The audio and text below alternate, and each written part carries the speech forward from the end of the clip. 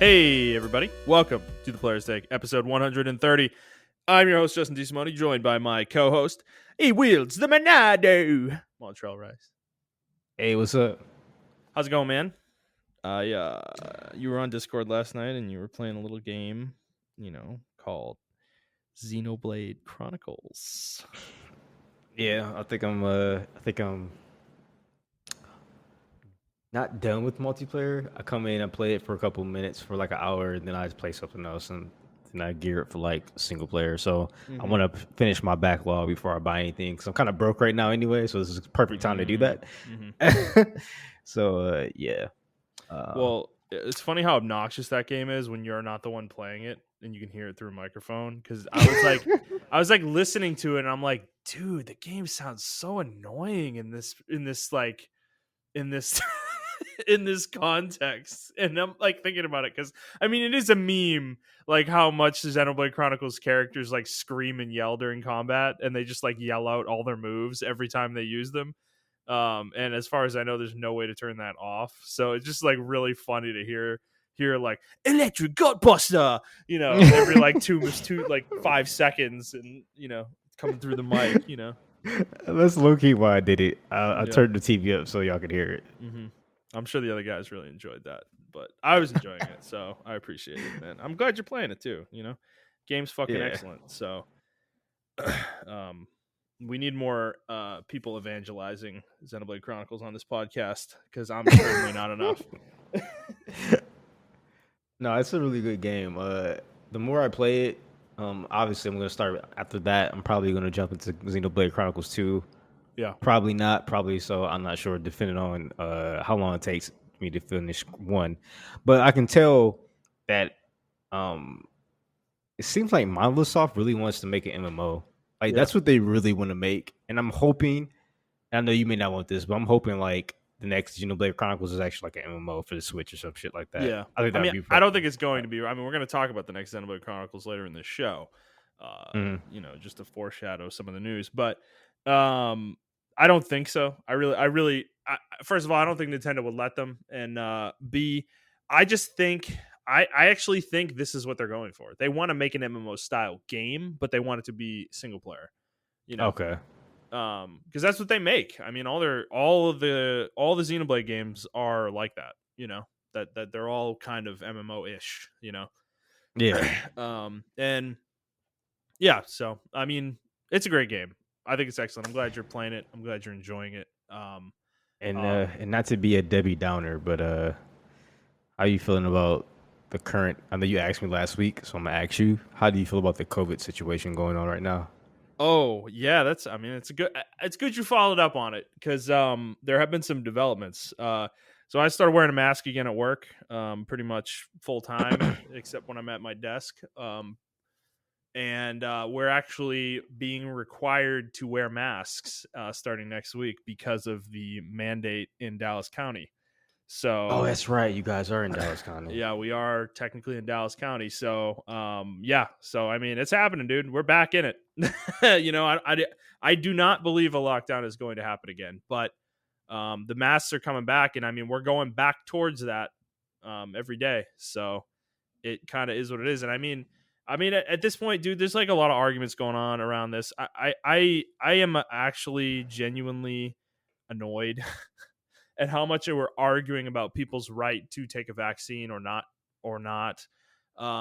So I just want to say, like, you all, every one of us, we have a right to get the vaccine or not.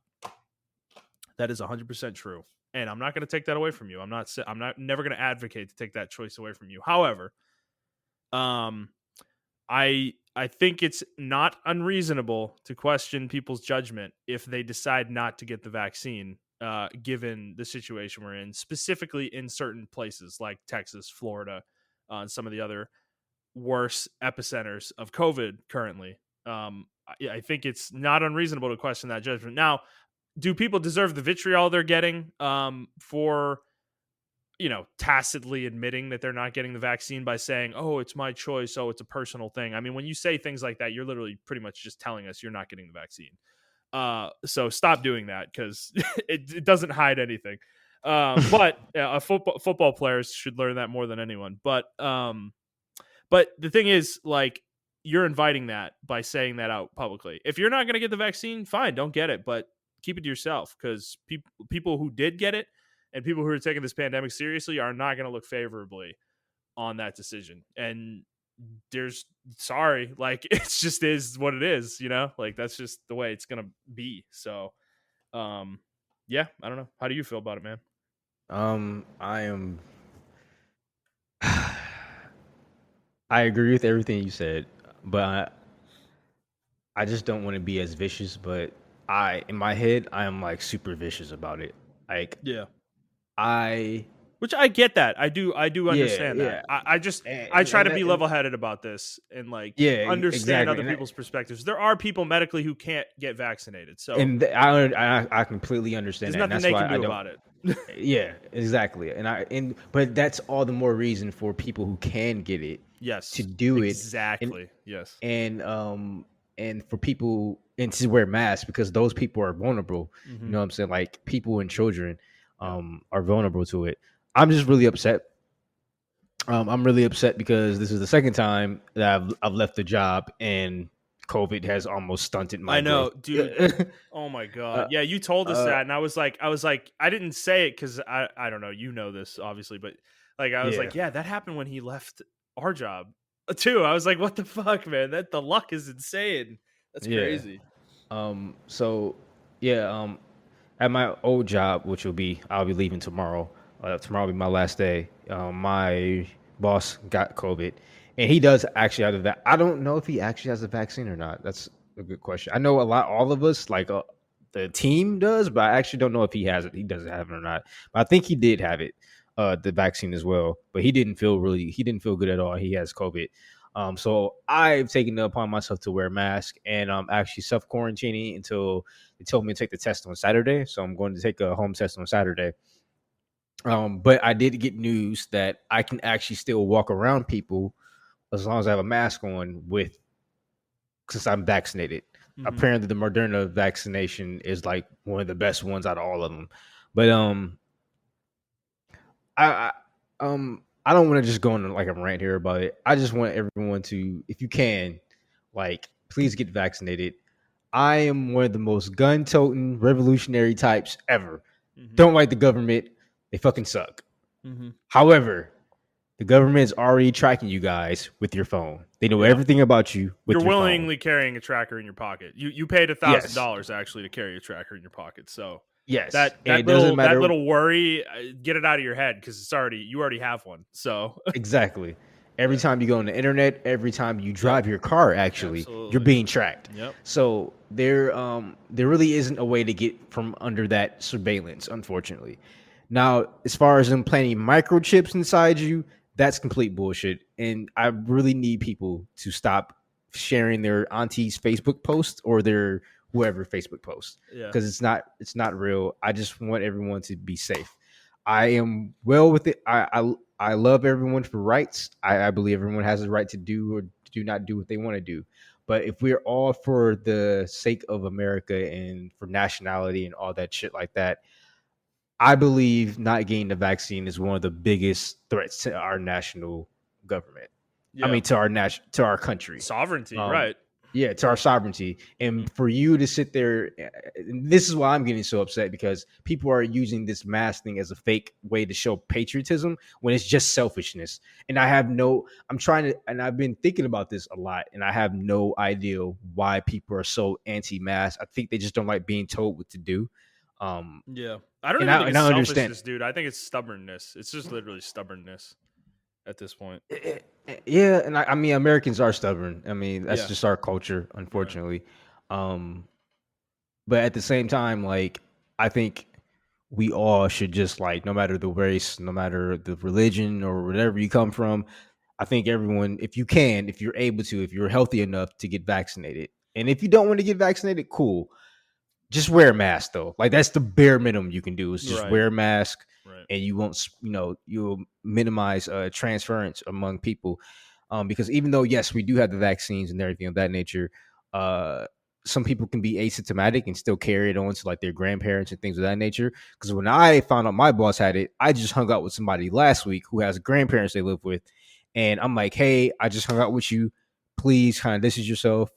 And luckily they had the vaccine as well, but I don't want them to be a carrier. So I don't know. I just want everyone to be safe. And I'm being really mild right now. I'm actually like fucking pissed about this shit. Like I am heated Yeah. about it.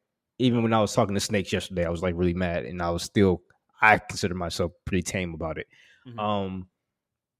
But I just don't like the misinformation going on around there. And this is for and this is not necessarily for any other race. This is for my people, because I'm black and I want to look out for y'all. This is affecting us way worse than other races. Black people and poor people. So I understand the Tuskegee test trials and stuff like that happened in the 60s and all that stuff that was happening against us. But I don't think this is the case now, y'all. I need y'all to get that vaccination, because it's affecting us a lot worse than it's affecting everyone else. And yeah, I just wanted to use my platform to the 16 people listening to to go get Yeah. vaccinated, because it's a very serious matter. And I know it's like beating a dead horse. I know you probably hear on your other podcasts and your news feeds and everything like that, but it is a very serious thing. And I actually read a couple articles that have been fact checked, and I fact checked them for hours because I'm doing nothing at work right now. So I'm just fact checking stuff myself and everything of that nature with citations and with sources and everything of that nature.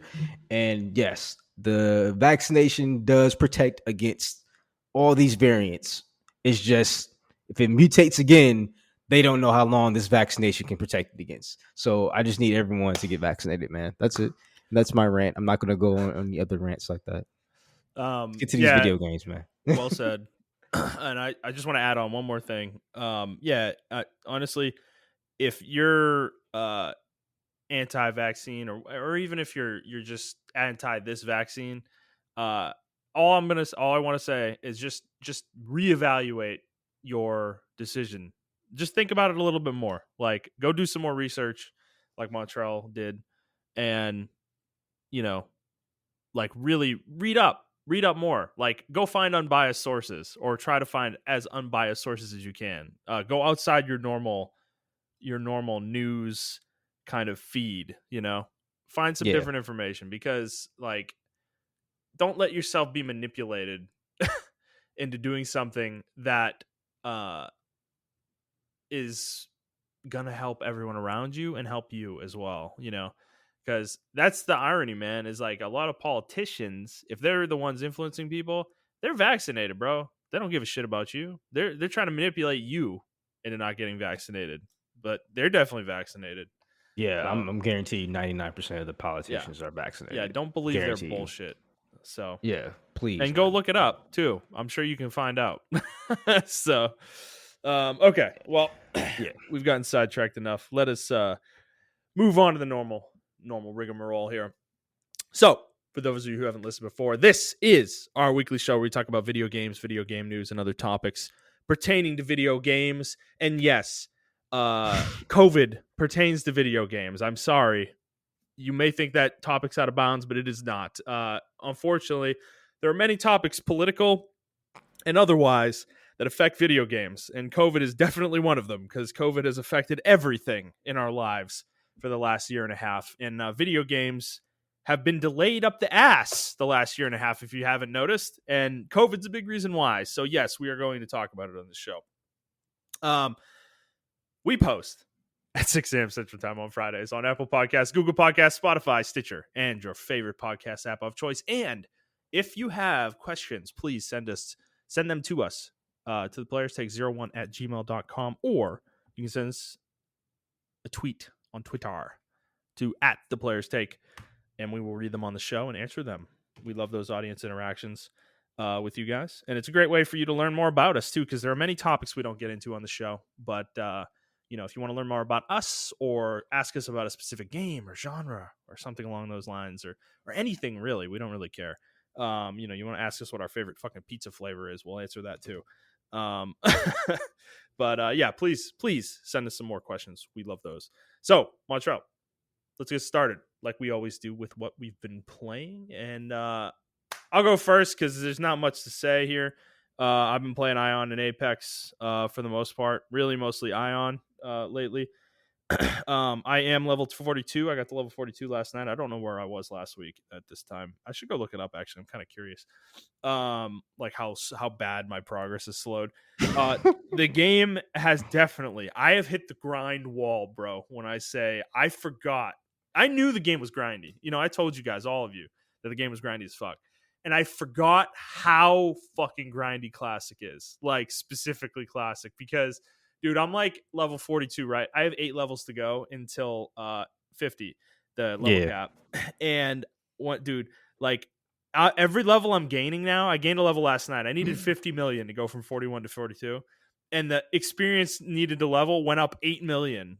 It was like 49 million, I guess I needed a level. It went from 49 million to 57 million in that one level. And I'm like, holy fucking shit, dude. And I have 8 more levels to go, which means 49 to 50, I haven't looked it up, but probably requires 100 million or more to level, you know, to gain that level. So the game is a grind fucking fest, man. And I'm still having fun. I was in a siege last night. It was, you know, it was all right. We took the fort.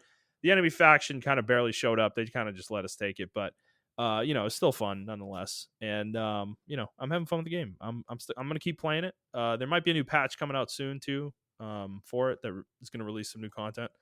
So looking forward to that. Which actually, the content in that patch is the Dredgian instance, which is this really fucking cool concept where there's 2 factions in the game, Ilios and Asmodeans, and those are the player factions. And this instance, Dredgian, is a PvPvE instance. So 2 parties of 6 players join, one from each faction, and they have to defeat a boss at the end of the dungeon before the other team from the other faction, and they can fight each other in the middle of the instance. It's a really fucking cool idea, and I'm Mm-hmm. really excited. I'm really excited about that specific piece of content because that is a fairly unique thing I've not seen in many other MMOs, if any, to be honest, that I know of. So I'm sure it exists, but I've not played any MMOs with that in it, and so I'm looking forward to that too. But Montreal, what have you been playing, man, besides Xenoblade Chronicles? Unless there's anything else you want to say about that game. Uh, no, I'm really starting to learn just how deep that game is. I mean, I knew it was deep before, but it can get Yeah, pretty deep pretty quickly. I think I already have like a physical team that I'm going to start running with, which is Reinar, Dunban, and Rain, or Reinar, Dunban, and Shulk. That's a really good physical team, and yeah. I'm trying to grind for some gory. I think they're called gory gauntlets, which are really good and integral. And I heard there's another champion or another person I can get, Fiora, who's really good as well to work with that team comp. Um, but yeah, I'm playing that, and I just been in the mood to play that. Honestly, I just been in the mood to play my Switch. To be honest with you, I don't know why. I just had this urge to play it, and League of Legends, I finally got to gold for in mid, so Yeah. I'm now officially a gold jungler and a mid laner. So Nice. that's pretty cool. Congrats, man. Uh, thanks. I gave up half my soul for it, but it's all good. Yeah, was it worth it? Uh, Honestly, I'll be honest with you. I was trying to climb in whatever I can climb in, as far as like mid or jungle, and I had such a bad jungle game that it actually just forced me to go back to mid, and I climbed from there. Um, Mm-hmm. I think after playing in the lane, I don't think I want to go back to jungle. It's just too stressful. Being in the jungle is just way too stressful. Even when you know what you're doing, Yeah. it's just way too stressful. And Mm-hmm. I applaud anybody that climbs or even plays that in pro. Like, holy shit, that I've been playing jungle for 4 years, and I can't do it anymore. I can't Yeah. do it anymore. It's Yeah. such a terrible role. I think they need to like redo that role as far as like stress wise. It's just too much. I'd say How get you were rid of saying it, a couple. man. I'd say get rid of it, dude. I'll be honest. I You know think that so? that might be controversial, and it might lower complexity in the game. But Dota added the jungler recently, a year or two ago. I don't remember how long ago it was. I haven't played in a while, but they added the jungle role. And while in that moment I was like, oh, that's cool. I thought about it more though, and I was like, to be honest with you, I kind of like Dota better than League for this reason that there was no jungler generally in Dota. So you had lane setups where it was either 3-1-1, two supports with your core, your primary core carry, and then you Yeah. had two solo laners, or you had it 2-1-2 where you had a support with each side lane, and then you had your mid who would gank. Yeah. And that would be there. They would kind of be sort of your jungler role where they would be the ganker, oftentimes. And I kind of like that setup better than the jungler. I think the jungler, while the jungler is nice, it sounds like a really boring role at the beginning of the game because all you do is run from mob to mob and mob and you kill shit. That's all you do. And there's like no skill involved because you're not last hitting. Like you're not having to like time last That's hits. Like that's where that's where I strongly disagree with you at. I I mean, I'm strongly sure disagree. there is skill to figuring out timings and manipulating respawns on camps. Yes, I know all that shit, Montrell.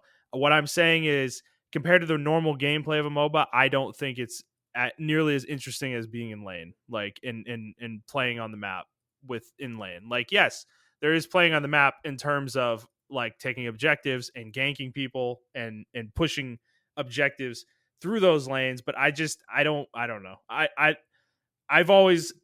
kind of more of a traditionalist with this because I've played MOBAs for 20 years since like Mhm. Warcraft 3 first came out, and even StarCraft actually. So like back then there wasn't a jungling role, it was like you laned. That's how you played the game.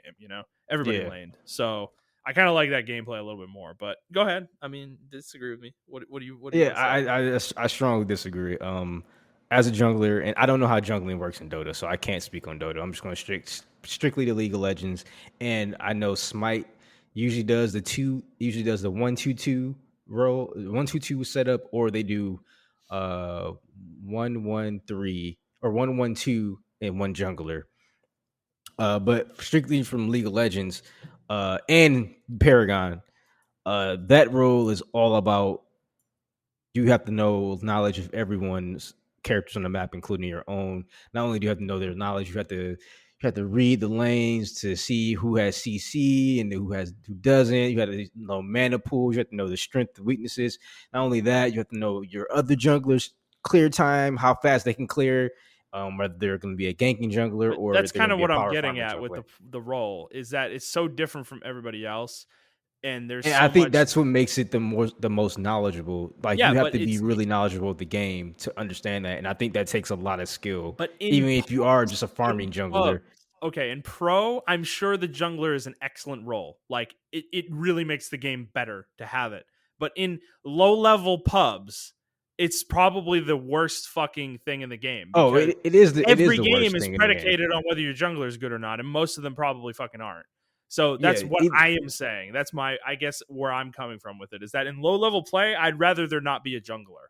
Um, yeah, and I get that. I do understand that because that is the power curve of jungling as far as rank goes. If you're a really good jungler, you can soar through like I did. You can soar all the way up to gold, and then you start getting people that actually do know how to jungle, and then the power curve kind of goes down because it's like you're not as important anymore because everyone's aware of the jungler now. Everyone knows what the jungler can do, and their power spikes and everything of when that they're nature. paying attention to it, Yeah, and they're which paying attention. They're yeah, they're setting up ganks. They're setting up vision so to prevent ganks, and people are counter ganking. So it does, and in higher elos as well. Like I'll say from like gold 2 and up, uh, you become useless after like 25 minutes, after like 20 minutes, 22 minutes. and I that say you become sucks. That useless. sucks. Yeah, I think that sucks. yeah. It So depends on your role after that. If you're like a tank jungler, then you're pretty useful. But yeah, if you're like a Lee Sin, like you have to rely on catching people out. You have to rely on like or yeah, two just v catching people ones or out. something Two like v that, ones. right? Yeah, exactly. Like Right. that's your whole thing. Yeah, and characters like that, they always have a place in MOBAs, of course, but to me, I dislike champion design where they fall off heavily late game to the point that they are almost useless. Like having them beyond a certain point in the game, they are just like there to soak up damage for the rest of the team, basically. And they don't even do that very well. Like they die in like 2 seconds. Um, So that's kind of what I'm getting at is like I know the role adds complexity to the game and it's an extremely important role, but um I don't know. It's just like it's one of those things that, like you're saying, in low levels, it's not like people aren't good at it, so the role takes away from the team's effectiveness. And then as you get higher, the team, the rest of the team is so aware of the jungler that they nullify the point of the jungler, um, Yeah, to the point that what's the role even there for? I'd rather just you be in lane and that's the game, like you're like laning is a huge part of the game. And I mean, it is, always has been, and it probably always will be, but like laning should be like winning your lane should have a pretty big impact, and it does, yeah, but and it's it does. And I will say they take in League of Legends rather they taking steps to make sure that the laners are more stronger than the junglers. It's just that it's still it's still a prominent role, so you have to make it relevant for the first 15 minutes of the game. And I think they achieved that. They achieved that, because whenever there's an overpowered jungler that takes over the game, yeah, it they ruins the instantly game. nerf. Yeah, they instantly nerf that shit. They're like, okay, this is way too much. Like I remember Hecarim and Lee Sin all earlier this season were terrorizing Yeah, the jungle. yeah.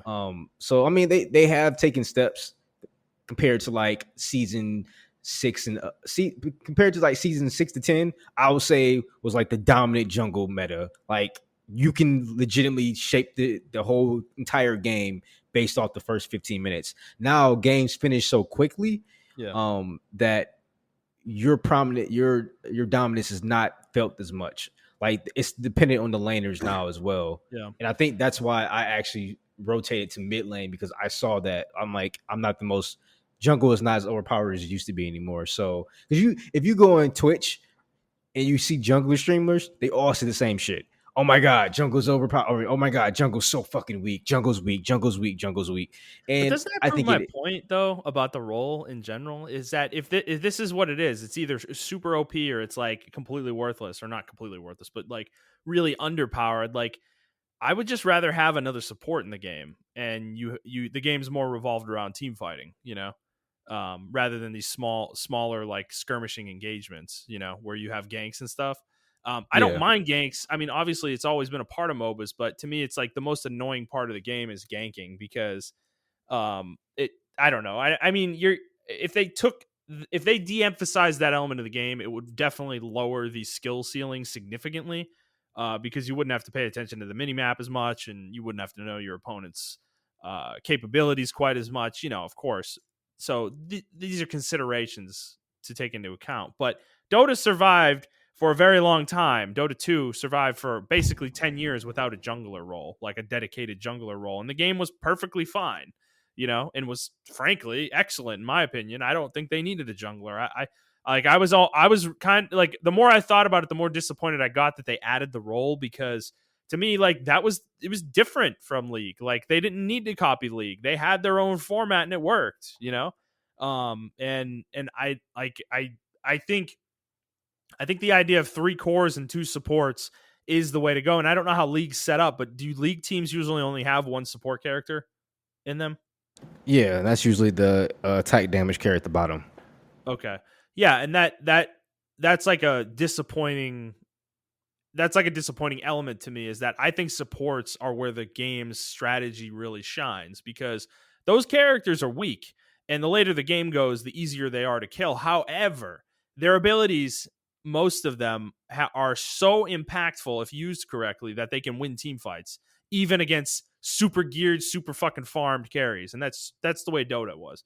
I don't know how League is with supports, but there's a lot of supports in Dota that fucking can completely turn the tide of a battle if they use their abilities properly, even though they can Yeah, get like 3-shot, and yeah, and that I like that element of the game, and taking out away a support to add a jungler is not appealing to me, because then you have a situation where you're set up with like 4 carries and 1 guy supporting, and it's like that 1 guy supporting has to buy all the wards and has to move around the entire map and make sure everybody's fucking, good. It's like, it's way too, like, it's too much for one person. And the jungler is another character where it's too much on one person, where the laners are almost feel like they get to be lazy and just sit there and last hit. It's like, I don't know. yeah. I feel like I feel like what's going on now is the jungler is that the lane is his jungle, and obviously ganking and things of that nature. And Mhm. then he becomes a glorified support after 22 minutes. So I feel like they're still doing that because a lot of the jungler um, roles, like it's such a hybrid role because a lot of the junglers I pick, like Kindred, for example, she's supposed to be an ADC in the jungle. Like that's her main role is Yeah. to be an ADC. But I use her as an ADC slash support Mhm. because I can save people with my ult. It's a game changing ult to where there can be a huge team fight. Everyone blows their ults. If I use my ult, I can make everyone inside my circle invulnerable. And if the whole team blows their fucking ults, then Yeah. my team can instantly come back, or I can with my ult and save the other team or something like that. So, or then like you got like a Warwick or something like that, for example, who can be like a bruiser or a tank, and he can kind of assist top lane in being the secondary tank or whatever, the off tank, if you will. So, I Yeah. mean, it's a hybrid role. Um, it's just I feel like for low elo, it's way too stressful. Yeah. Because the lower it's easier to jungle in higher elo, but it's harder as well because you can predict movements based off higher movement. Like you can be like, okay, this is what I would do if I was a jungler. But in lower elo, people don't understand how to jungle, which adds a lot of complexity to it because they don't know what the hell they're doing. And like you would predict that they're supposed to be up there and they'll be somewhere else totally on the map. Yeah. And to me, it just throws me way off. I don't know if that may not make sense to a lot of people, but it just low elo jungling is terrible because people just don't pay attention to their mini map at all. Mhm. But we I don't know. We've been on this for a long time. I can't fucking stand it. Sure. I'm mid lane now. I feel like I get the complexity of laning and I get the complexity of jungling because my main focus is to take my mid lane tower and then roam and help the other team. And I like that way better. I feel like I'm way more impactful because I can help the jungler when they're being stupid. I can help them out, or I can just control my flow of my lane depending on what's going on. And Mhm. there are a lot of tools mid laners can do. I think that's like one of the most impactful roles besides jungle because the jungler is actually supposed to be my partner, Oh yeah. and I treat them as such. And but that I think a lot of junglers, especially in lower elos, don't understand that. Fair enough. All right. Let's move off that. Is that all you've been playing, Montrell? Yeah, I've been playing Apex. I mean, we already bitched about Seer last week, so Right. Yeah, he's overpowered. He's so gonna get nerfed, so we'll yeah. see what they do to him. They're gonna like reduce his passive duration or distance by like 5 meters and be like, oh yeah, you test him out, guys, see how he is. I think Okay. they should take away the meters in general. Like I shouldn't be able to see what their meters are, like to Yeah. know what them push or not. I think that gives away too much No, information I because you think the can. heartbeat thing is ridiculous. I think that You shit think is, so?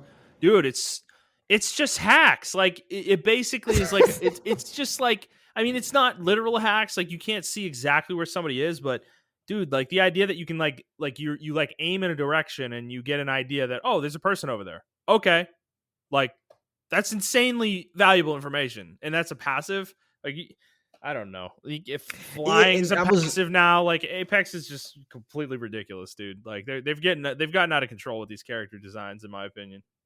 Yeah, and I think it's just weird too how they're like they tried to create counterplay for a feature that's not really used in Apex, which is crouching. Yeah, The counter to him is the crouch. yeah, That's your counter to him. But crouching is so slow in the game. There's no point in crouching. Like the yeah. only Because you're an time you can easy crouch target. exactly. Yeah, So the counterplay that they try to create, and I think that's why they did it because they want more people to crouch and take the game slower. It the game's just too fast paced at this point. If you want to make the game slower, decrease the game speed or something yeah. like Like you that. make the game slower by creating a character who can see their opponent's HP when they hit them with their tactical. Like that's not gonna make the game slower, bro.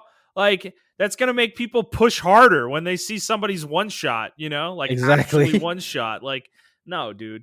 Like The only character that makes the game slower is probably Watson and Caustic, yeah, Caustic. Caustic's the big one. But even him, like, yeah, I've heard that even after the changes with him, he's just not effective anymore. Like, I think the meta has outgrown him. Yeah. And that is unfortunate because yeah, the game's just so fast paced now. It's bonkers. So, all right, let's get into the news. We actually have a lot of news to talk about this week. And the first one is a follow up to our Tencent talks from a few weeks ago. This one's a funny one though. So Tencent's value as a company fell by $60 billion, $60 billion, because the Chinese government, the CCP, released an article through one of their news outlet tendrils that did basically a research study on the impact of video games and called them spiritual opium worth hundreds of billions and was highly critical of video games' influence over people, specifically in China. And this was an interesting thing. You had some thoughts on this though that were kind of a little counter to I think what could traditionally be said about this. So I kind of want to get to what you had to say first. What are your thoughts on this, Montrell? I think this is a weakness in their armor because we've been talking about the Chinese and how they're taking over. Well, I don't want to say it like that. How the Chinese economy or Tencent in general is like taking over video games and things of that nature. They're constantly acquiring stuff like that nature. There's good and bad to it. I'm going to focus on the good in my argument. This could be one of the things where the censorship is a big thing to like other companies to where they don't want to work with Tencent anymore. They don't want to do anything with Tencent because of censorship and like in the addiction and everything of that nature, which I understand. But I feel like the Chinese government is like, hey, we know this is a big market, but we need people to focus on the Chinese Communist Party. Like we're first, not we're the video control. games. We're in control. Yeah, we're in control. And I think that's like all this money they're acquiring, they can lose a lot of money. Obviously, they just lost 60 billion like a fucking week or whatever. So that can be the one weakness in the armor to where Western markets all over the world can be like, hey, we don't do that over here. You can do whatever the fuck you want to do over here. And I think market should kind of target that and really gun ho on that. But what do you feel? How do you feel about it? Well, so I think this both proves and disproves our point from a couple weeks ago. In that what you said is kind of disproving our point, right?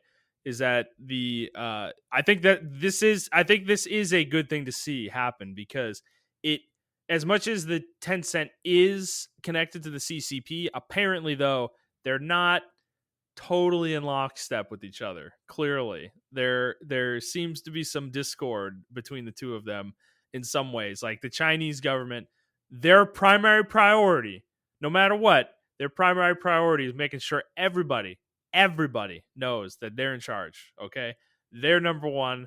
The rest of you guys are little guys. You have no power. I don't care how much money you make. You aren't as important as we are. So that's the good part.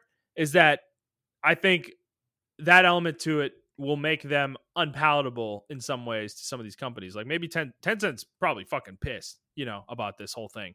And, I mean, I doubt they wouldn't leave China. They probably couldn't. But, at the same time, that kind of dissonance in between them is good. But in terms of the bad side of things, though, is that it shows, though, how much power the CCP has. Like, they can do whatever they want, dude. Like, if they want to make Tencent do something, they fucking can, So that's kind of the part that, unfortunately, is the bad side of this situation, is that, like, they can do whatever they want, man. They have so much power and so much control and so many ways to control the messaging, They could tear a company down in a half a day, if they wanted to. That's how powerful they are in China. So there's two sides to it. It's just, this is a funny story though, because opium is like, that is like a serious thing in China, like they don't fuck with that shit, and equating games to spiritual opium has got to be a humongously like bad thing to say about video games. So one other thing though that came out of this was that Tencent's game Honor of Kings, which is a mobile game I'm sure you've been advertised about that has been advertised to you in the past. Many of you I'm listening sorry, this shit has. looks just like League of Legends. It plays I exactly like know, it. dude. I'm looking at it and I'm like, those health bars are straight out of League, bro. Like, what is this shit? They just copied League. Like, it has 100 million active daily players. Like, It looks just. It plays They have summoner spells. They have flash. They have yeah, ignite, restore. yep. I'm watching it. I'm like, is this League of Legends or is Well, this? Montrell, remember, Tencent owns Riot, so Oh, you're right. yeah. That's not a coincidence. That is probably a very Wow. deliberate thing. Yeah, I didn't mean to cut you off. Oh no, you're good. You're good. I was done. But yeah, it is 100 million active daily players according to That's crazy. the I can see reporting. why, because this game's like this is League of Legends. If you don't have a computer, then you can play on your fucking phone. Yeah. Like it's actually a quality fucking MOBA. Like I'm like, damn, should I download this? But no, I'm not. I'm not No, gonna download it. don't do it, man. Don't fall down the Yeah, rabbit. This is your version of gotcha games. yeah, Don't fall down this rabbit hole, Montreal. Please stick to League, okay? That's your one weakness. yeah. But I think yeah, you're right. I didn't think about it from that perspective. I didn't know that spiritual opium was like they're like they're like super serious about it. I know a lot of games are changing their designs around characters um like in the Wild Rift, the mobile version of the actual mobile version of League of Legends. Thresh is coming to that game, and he doesn't have the skull anymore, obviously because that's like a really taboo thing in Chinese culture where they have to change the game to mature. So it's not like games can't have skulls. I found out it's just that it's really taboo, and they would actually have to like change the maturity rating and things of that nature. So that's why like probably Black Widow had Taskmaster had that weird helmet because they would have to change the whole rating of the movie from R to 13 to R. You Mm-hmm. know, Yeah. and the thing about it does kind of verify what we said last week too about how much power they have. That's actually really scary. Like they can just come in and be like, "Nah, we don't like this," and then Well, they your don't even stock say drop. anything. They probably didn't even, dude. In those instances that you just mentioned, that probably had nothing to do with them actually overtly like saying anything about changing anything. Those companies are so afraid to impact their sales in China that they made those changes of their own volition. That is insane, like that's happening.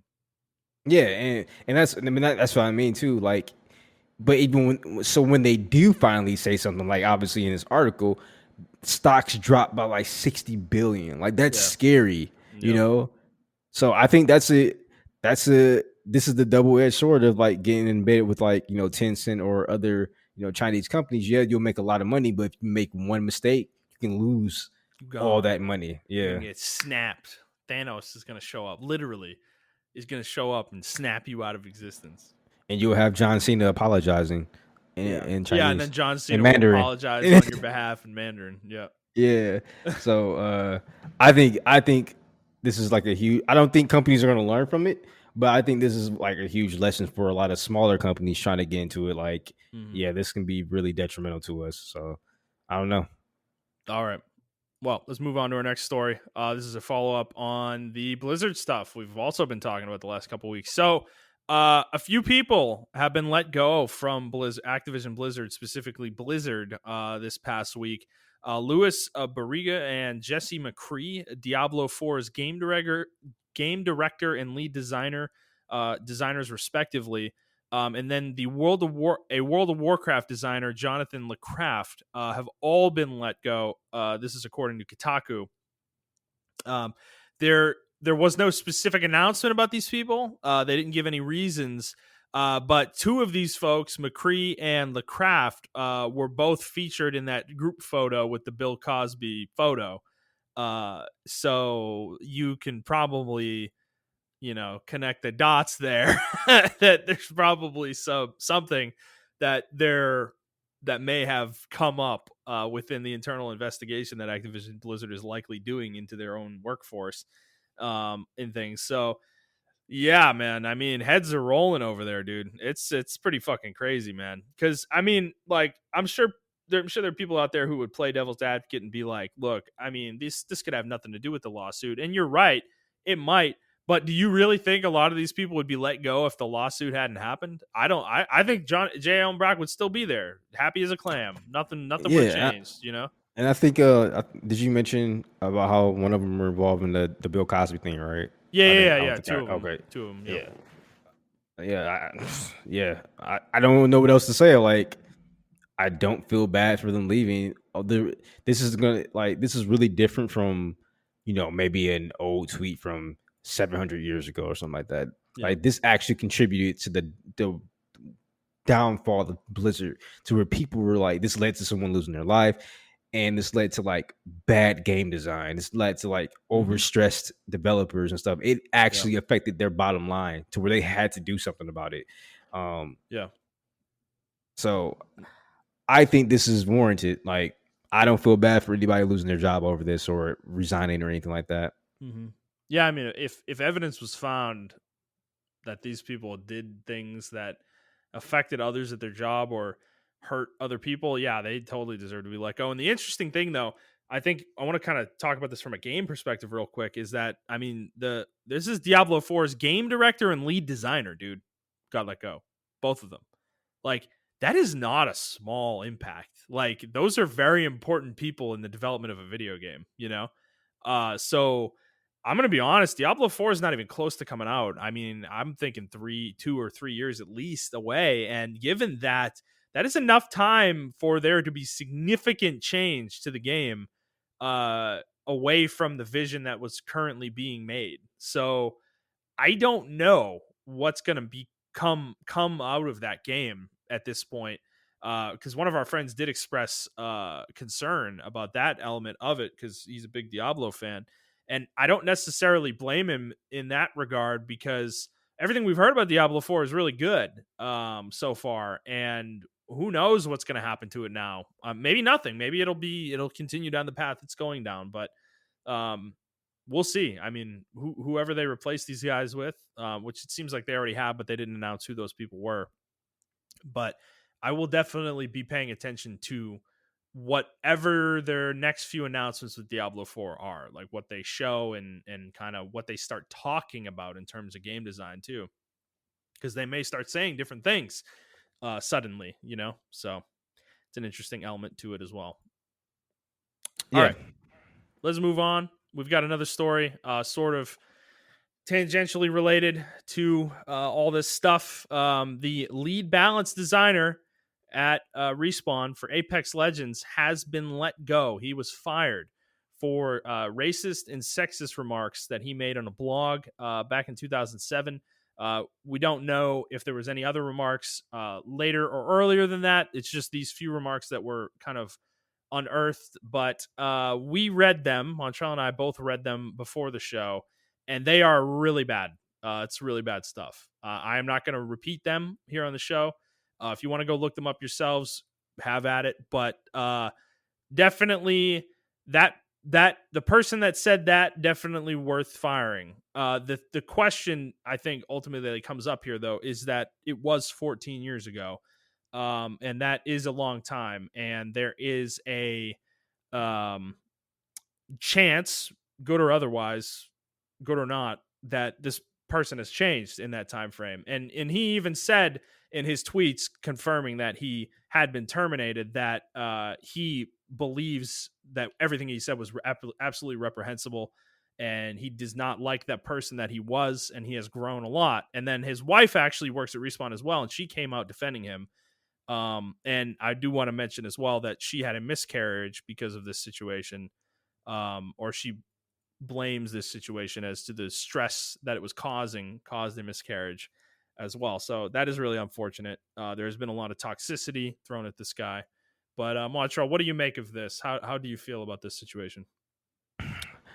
All right, so it's important to put into context that this guy also had a history of being very toxic towards the community of the games that he works with. He was a former League of Legends developer, so yeah, he got let go from League of Legends from Riot Games because of how toxic he was. I don't know if it was because directly for that, but they let him go, and the community actually rejoiced.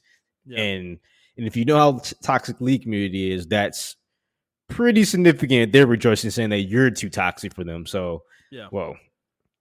And then apparently he had the same kind of attitude, but to a lesser extent towards the Apex community. I guess he kind of cleaned up his act, but he was still kind of he was patronizing the community, and he had really sarcastic remarks to them as far as like when he replied to him on Twitter or on Reddit or anything of that nature. So I think there's a lot more that had to go into it besides the tweets or the blog posts. But that blog post was pretty fucking bad. Oh, they were really bad, man. Yeah. Even though, but I am gonna still, I don't want to be a super douche and be like, they were 14 years ago, and we all were different people 14 years ago. Oh yeah. How old was I? I'm 32 now, so I was like 18 at the time. Yeah. So I just graduated high school. Yeah. Yeah. Me too. I'm like, so I was an idiot back then. Oh, 100%. Total absolute idiot. I have some of my AIM conversations from back then, or I did up until a few years ago. And dude, I read a few of them, and bro, I just wanted to like throw myself out a window. It was so cringe. Like I was like, oh my god, I can't believe some of these things that I was like saying to people. Like, yeah, Facebook does a weird thing where it's like, 10th anniversary of this status, and I deleted a lot of shit. Yeah, you don't even want to see it. Yeah, I don't even want to see it because, like you said, it was just so cringe and everything of that nature.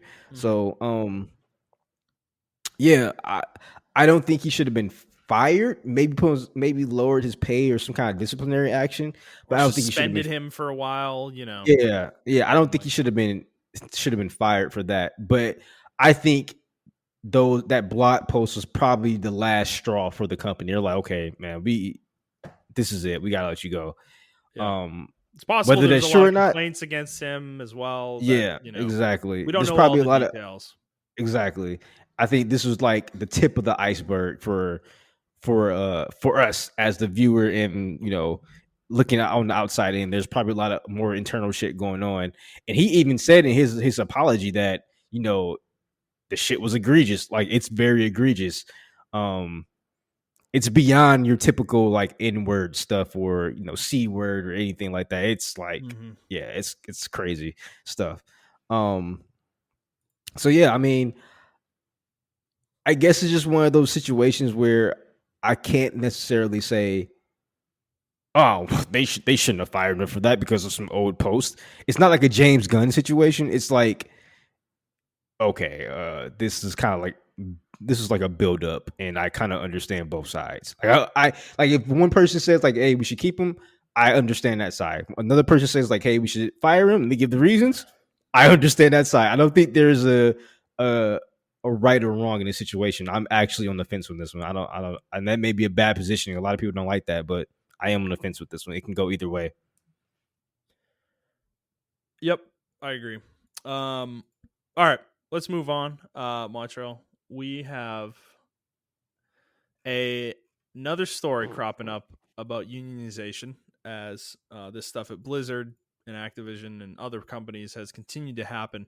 A former senior Blizzard employee, actually, and the co-founder of ArenaNet and the founder of Undead Labs, his name is Jeff Strain.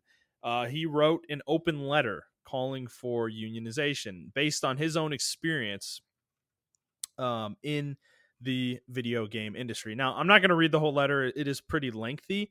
But he does say that in his experience, which is extensive, I mean, he's been in the industry for like 25 years, that he believes the only way to root out many of these problems in the industry is through unionization. And I don't necessarily want to discuss his specific points of view, but if you want to get into any of that, we can, Montrell. But I guess kind of what do you think about this? We haven't talked about unionization in a while on the show.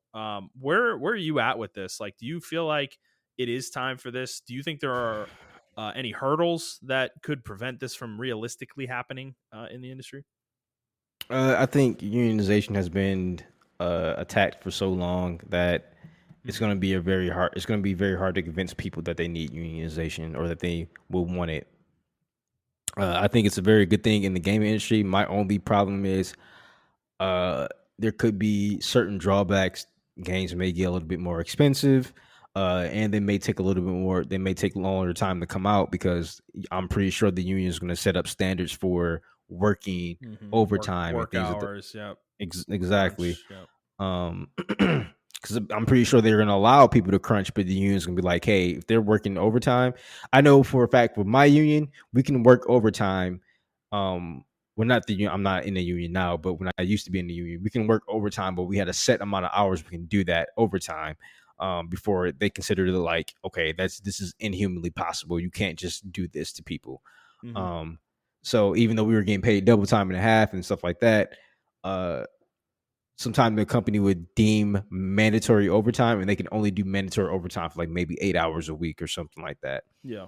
Yeah. And they had to let the union know as well. So the only hurdles I see are just like how to implement the union into gaming, Yeah. and I feel like to make the developers pay for the union, they're going to target the consumers, and they're going to make the consumers pay extra. Yeah. That's how they're going to like, offshoot the cost for it and like, look, guys, see, you guys wanted a union, and now your games are costing $10 more. This is what you wanted, though, and it's going to be like, then people are going to fall into that trap and be like, yeah, maybe developers shouldn't have unions or whatever, and then God forbid a bad game comes out. You know what I'm saying? So it's just. Yeah. It's going to be a very, very slippery slope, in my opinion. Yeah, I think it's complicated too because it's not just like you don't just have one union. You probably wouldn't have one union for every developer, like because developers have different roles. There's artists, there's writers, there's actual coders, there's testers. Those are all different functions that need different things from what unions could give them. And I mean, if you look at the structure in Hollywood, like the writers guild separate from the actors representation and things along those lines, and voice actors actually do have a union in video games as well. So these things would be separated, and it would definitely complicate the situation. And to be honest, I don't know how simple it is for public entities, like people who work for public entities, to unionize. I actually think it's fairly complex and not easy to do. So there are definitely hurdles in front of it, but there's actually there's a sentence in here I'm going to quote from Jeff Strain's letter, and this is what he said: "Quote: The giants of this industry have shown us this week that we cannot trust them to moderate and manage the wealth and power that players and fans have given them." End quote. And that is kind of the key to me, I think, and why I support it, and why I think something has to change here, because these companies, they're I mean, they are what they are. They're companies. Their first goal is to make money, and they always are reactive to these things. And the laws in the United States are such that they don't have to do anything more than be reactive. Like, they are given the benefit of the doubt that they do not have to take measures to prevent these kinds of things from happening necessarily. It's usually more along the lines of, if something heinous happens, how did you handle it as a company? That is usually how it's kind of reviewed when these kind of lawsuits come up. So that element of it, I think, makes it difficult as well. So I think they're I don't know. I just think something's got to give, though, like, because we cannot continue with the way things are. This industry as it stands right now is in an unsustainable place. Game budgets are bloating to an unsustainable level. The amount of work required to make these games is unsustainable for the people that make them. The amount of crunch required is completely absurd in many of these studios and these situations, and it just should not be a thing. And we, as consumers, do need to accept that fact as well, that we cannot complain when it takes 5 years for a game to come out, because that is probably, if you want a game that is as big as fucking Assassin's Creed Odyssey, you can't expect it to come out in 2 years. You just can't, it's just not reasonable. And we shouldn't hold developers to that standard, in my opinion. And I think we'd get better games for it anyways. To be honest, you'll get better ideas in your games. You'll get more ambitious games, because these people will not be burnt out constantly. They're not going to be constantly like losing their mind because they're so stressed and tired because they just literally work all the time. So that's my thoughts on it too. Montreal, anything you want to add? Nah. I think it's gonna be very hard to implement, like you said. It's gonna be a very complicated process, Mhm. and I'm pretty sure the consumers are gonna pay for it as a result. Not in a bad way. We're gonna be collateral damage, and that in return is gonna get a lot of people against the developers, and it's gonna put a lot more pressure on the developers to make a good game because, like I said, God forbid you have a bad game, Yeah. and people are gonna complain about it and shit like that. So All they right. also too, you got to work with like contracts and Mhm. contractors, independent companies, indies, how they're gonna, it's Yep. just it's a huge thing. Because what if it does become the standard, So Yeah. yeah, that's all I gotta say. All right, let's move on. We got some rumors about Sony that we need to discuss. The first one being that, well, Sony acquired Crunchyroll in December of last year, and that that has been officially completed. And there is a rumor floating around from Eurogamer that Sony's thinking about adding a premium tier to PlayStation Plus, which might include a Crunchyroll subscription. And Crunchyroll, for those of you who don't know, is an anime streaming site that has gained popularity over the last, I'd say, decade specifically. It's been around longer than that, I think, but definitely has become more popular in the last few years. And they're a good site. They have a pretty good service. They are simulcasting anime in Japan and in the US and other regions in ways that was not happening 10 years ago. It has been a great thing for anime in the US for sure. So they definitely have a lot of value in their service. There's tons of shows available that, obviously Crunchyroll subscription as well is ad free, whereas you can watch things for free on Crunchyroll, but there are ads throughout the videos for the most part. So, Montreal, does this excite you? Would this excite you in PlayStation Plus? And do you think this makes sense for Sony to offer to gamers? Yeah, why not? I think they already own part of Funimation, or don't they own They Funimation, fully right? own on Funimation. Yeah, Funimation's the Yeah. one that bought Crunchyroll, but Sony owns Funimation. So, Yeah, I think this is a part of their strategy where they're doing like the opposite of Xbox, right? Their hmm Xbox is buying all the video games, and they're actually doing what yeah, Xbox was trying to do in 2013, which is the yep, TV sports TV. yeah, And I think they're doing the TV, but I think they're doing it smart to where they know their core audience. A lot of people on PlayStation, including myself, included, and you as well, like anime. We play a lot of Japanese RPGs on there and everything of that nature. yeah, So it only makes sense to naturally acquire those type of things and put it hmm into their thing permanently. Not only on that, but Crunchyroll and I think Funimation and VRV. I think VRV is owned by Funimation too.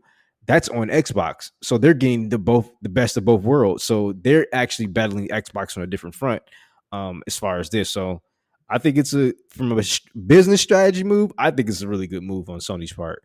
On the consumer side, I don't know how this I would hope that will be a part of PlayStation Plus, but I can see PlayStation charging extra for it, if that makes any yeah. sense. Well, I mean, okay. To be fair to Sony, PlayStation Plus is cheap, like Yeah, it $60 is. a year. Crunchyroll is, I think, $10 or $15 a month as a subscription. So if they're going to add it as part of PlayStation Plus, like they can't charge 60 for it. I know they own Crunchyroll, but like, you can't just give it away, So Yeah, yeah. I would wager that subscription tier for PlayStation Plus would probably go up to 100 or 120 a year. Whoa, Um, really? I would think so. I mean, think about it. If somebody subscribed to Crunchyroll for a year and it costs $10 a month, that's $120. If it's 15 a month, which I think it might be, you're looking at $180. So raising the price by 40 to $60 is enough that they probably feel okay with that for people that might not have subscribed to Crunchyroll anyways. You know, Oh, you talking about having like a tier system to yeah, where yeah. You'd still have the okay, $60 tier that doesn't have Crunchyroll, but the one with Crunchyroll would probably be 40 to 60 more dollars. That's what I'm saying. okay, I'm not okay, saying you cool. raise it unilaterally for everybody that much. No, no, no. Yeah, That would be yeah. insane. They would get completely killed for that. It'd just be an additional offering. So I agree with you. Everything you said. I think this makes total sense. The Japanese market in games is pretty central to Sony at this point. Like Sony has a lot of Japanese exclusives on their console, so they kind of have that player base on lockdown already in the game space, and I'm sure there is a ton of crossover with the anime community with that. So I think this makes a lot of sense. It's also a way to potentially expose people who don't typically watch anime into potentially watching anime as well. So I think it's a good strategy. I think this feels like a no brainer to me. Like it's this is a great integration, and to be honest, like you were saying about them doing the Xbox One thing, this is the smart way to do it. You do it subtly, right? You don't like blast it in front of everybody's face and make everyone think you're not making video games anymore. You know, you just you just one day you have a blog post on the PlayStation blog like, hey guys, we're adding new tiers to PlayStation Plus, and they're going to come with Crunchyroll built in. You know, like, and you know, then you explain what Crunchyroll is, blah blah blah. But it's I think it's a really good way to do it. So you know, it doesn't throw it in everybody's face, but it adds value, you know, in ways that your competitor can't. You know, like Xbox can't do this. They don't have access to this, and to be honest, it wouldn't even really benefit them to do this. So they're leaning into what's already partially their strengths. So that makes Exactly. sense Yeah. too. Yeah. All right, we got more Sony rumors. There is there are a couple rumors going around that there might be a state of play happening a week from today, Montrell.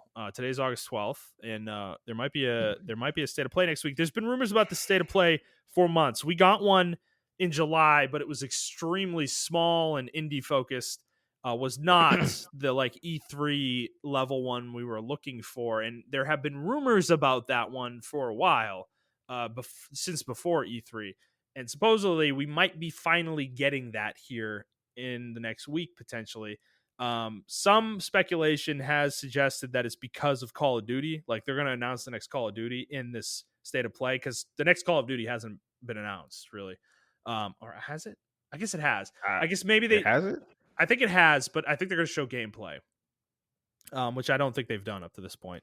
So, but I think that has been the speculation of as to why this has taken so long. Is that wasn't ready yet, and they may finally be ready to show that. So, what do you think we can expect from this, though? Uh, I really don't have too much to say on this because I'm holding my breath. And that the last time we were Mm-hmm. expected to have a state of play, it Mm-hmm. actually didn't happen. That happened like twice, I think, to us, me and Yeah. you. Yeah. Because everyone was super hype, and then when we did get one, a state of play that was supposed that did happen, it was like an indie focused one. It wasn't the big E3 one that we thought it was, and they actually did that like 2 or 3 times, Yeah. as well from state of play. So I'm actually going in a super. If there is a state of play next week, I wouldn't be surprised that none of this stuff that's mentioned here happens. I would be surprised if that happens. I'm sorry. I would think, like you said, that the new Call of Duty would probably be announced, and it'll be a Call of Duty state of play focused thing with exclusive content, bonus content for PlayStation players only. Yeah. That's what I think. Because I think Battlefield was they kind of had a little partnership Yeah. with Xbox, True. and I can see Call of Duty doing that with Sony. Which Call of Duty's been doing it with Sony for this, like for the whole last generation. So the Yeah. partnership makes sense. But okay, I'm gonna go the opposite, man. I do think this is happening, and I'm gonna go a little bit. I'm gonna go pie in the sky a little bit here, dude. So I think they're gonna show a little bit more Horizon, and I think they're gonna officially do the delay, like tell us what the new date is for the game, Yeah. with the delay. I think that's gonna happen. Obviously, Call of Duty is like a no brainer. And then I actually think we may get some God of War something, like maybe just a trailer, like a cinematic trailer, really pie in the sky, maybe a little gameplay. That would be fucking Oh awesome. my god. Yeah, Um, you you're know, just you're just super hopeful, huh? I am, man. Man, it's been such a drought, dude. E3 was so disappointing, and like, man, we need something cool, dude. Like, come on, give me Sony. Just give me a little bit of God of War. Just give me like Kratos, like rolling up in a boat and being like, boy, and he gets out of the boat, and then you're like looking over like a fucking giant, huge, like valley in front of you or some shit, and it's just badass, and like then you see like a lightning strike drop in the thing, and then they like flash like God of War Ragnarok, and like a bunch of crazy shit's happening, like there's fucking lava exploding on one end, it's Ragnarok, right? And then you've got like this giant blizzard on the other side, like crazy shit. So I don't know. That's it's probably not going to happen, but I can be hopeful. Yeah. I got to predict something, man. How boring would it be if we're both just like, yeah, nothing's going to happen, guys? I don't. So, I'm not saying like nothing's gonna happen. I think there might be a state of play next week, but okay. I think it's gonna be a Call of Duty centric, Call of Keep Duty your focused one. expectations in check. Yeah, I am, and they may not do a whole Call of Duty. They may do like a 20-minute. I think the longest one was like 30 minutes, maybe. Yeah, it was State like of play. 28 minutes or something like that. Yeah. Okay, they may do like I would say 1/3 of it may be Call of Duty. Like Yeah. they reveal it, they show the gameplay for it, and then they may show maybe some single player, and then they'll show some Warzone extra stuff, how it's going to tie into Warzone. And then they may actually put all this stuff on the list. Like I can see them saying some of this stuff on the list, the 4K stuff and everything like that.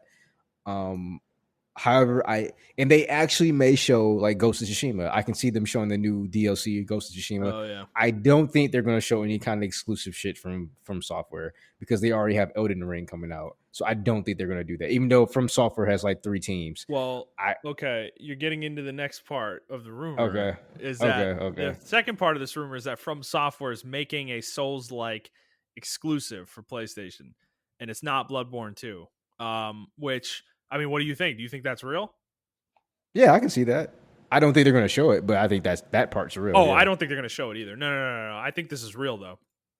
I definitely believe this could be real because I mean that would be the third PlayStation exclusive that From's made. Like Demon Souls was the first, Bloodborne was the second. I mean they have a relationship with Sony. It's not like they're not for hire in that regard. And honestly, they've been kind of selling themselves out lately with some of their games where it's like literally they made an Activision game with Sekiro. They like made that partnership and so I could see this happening.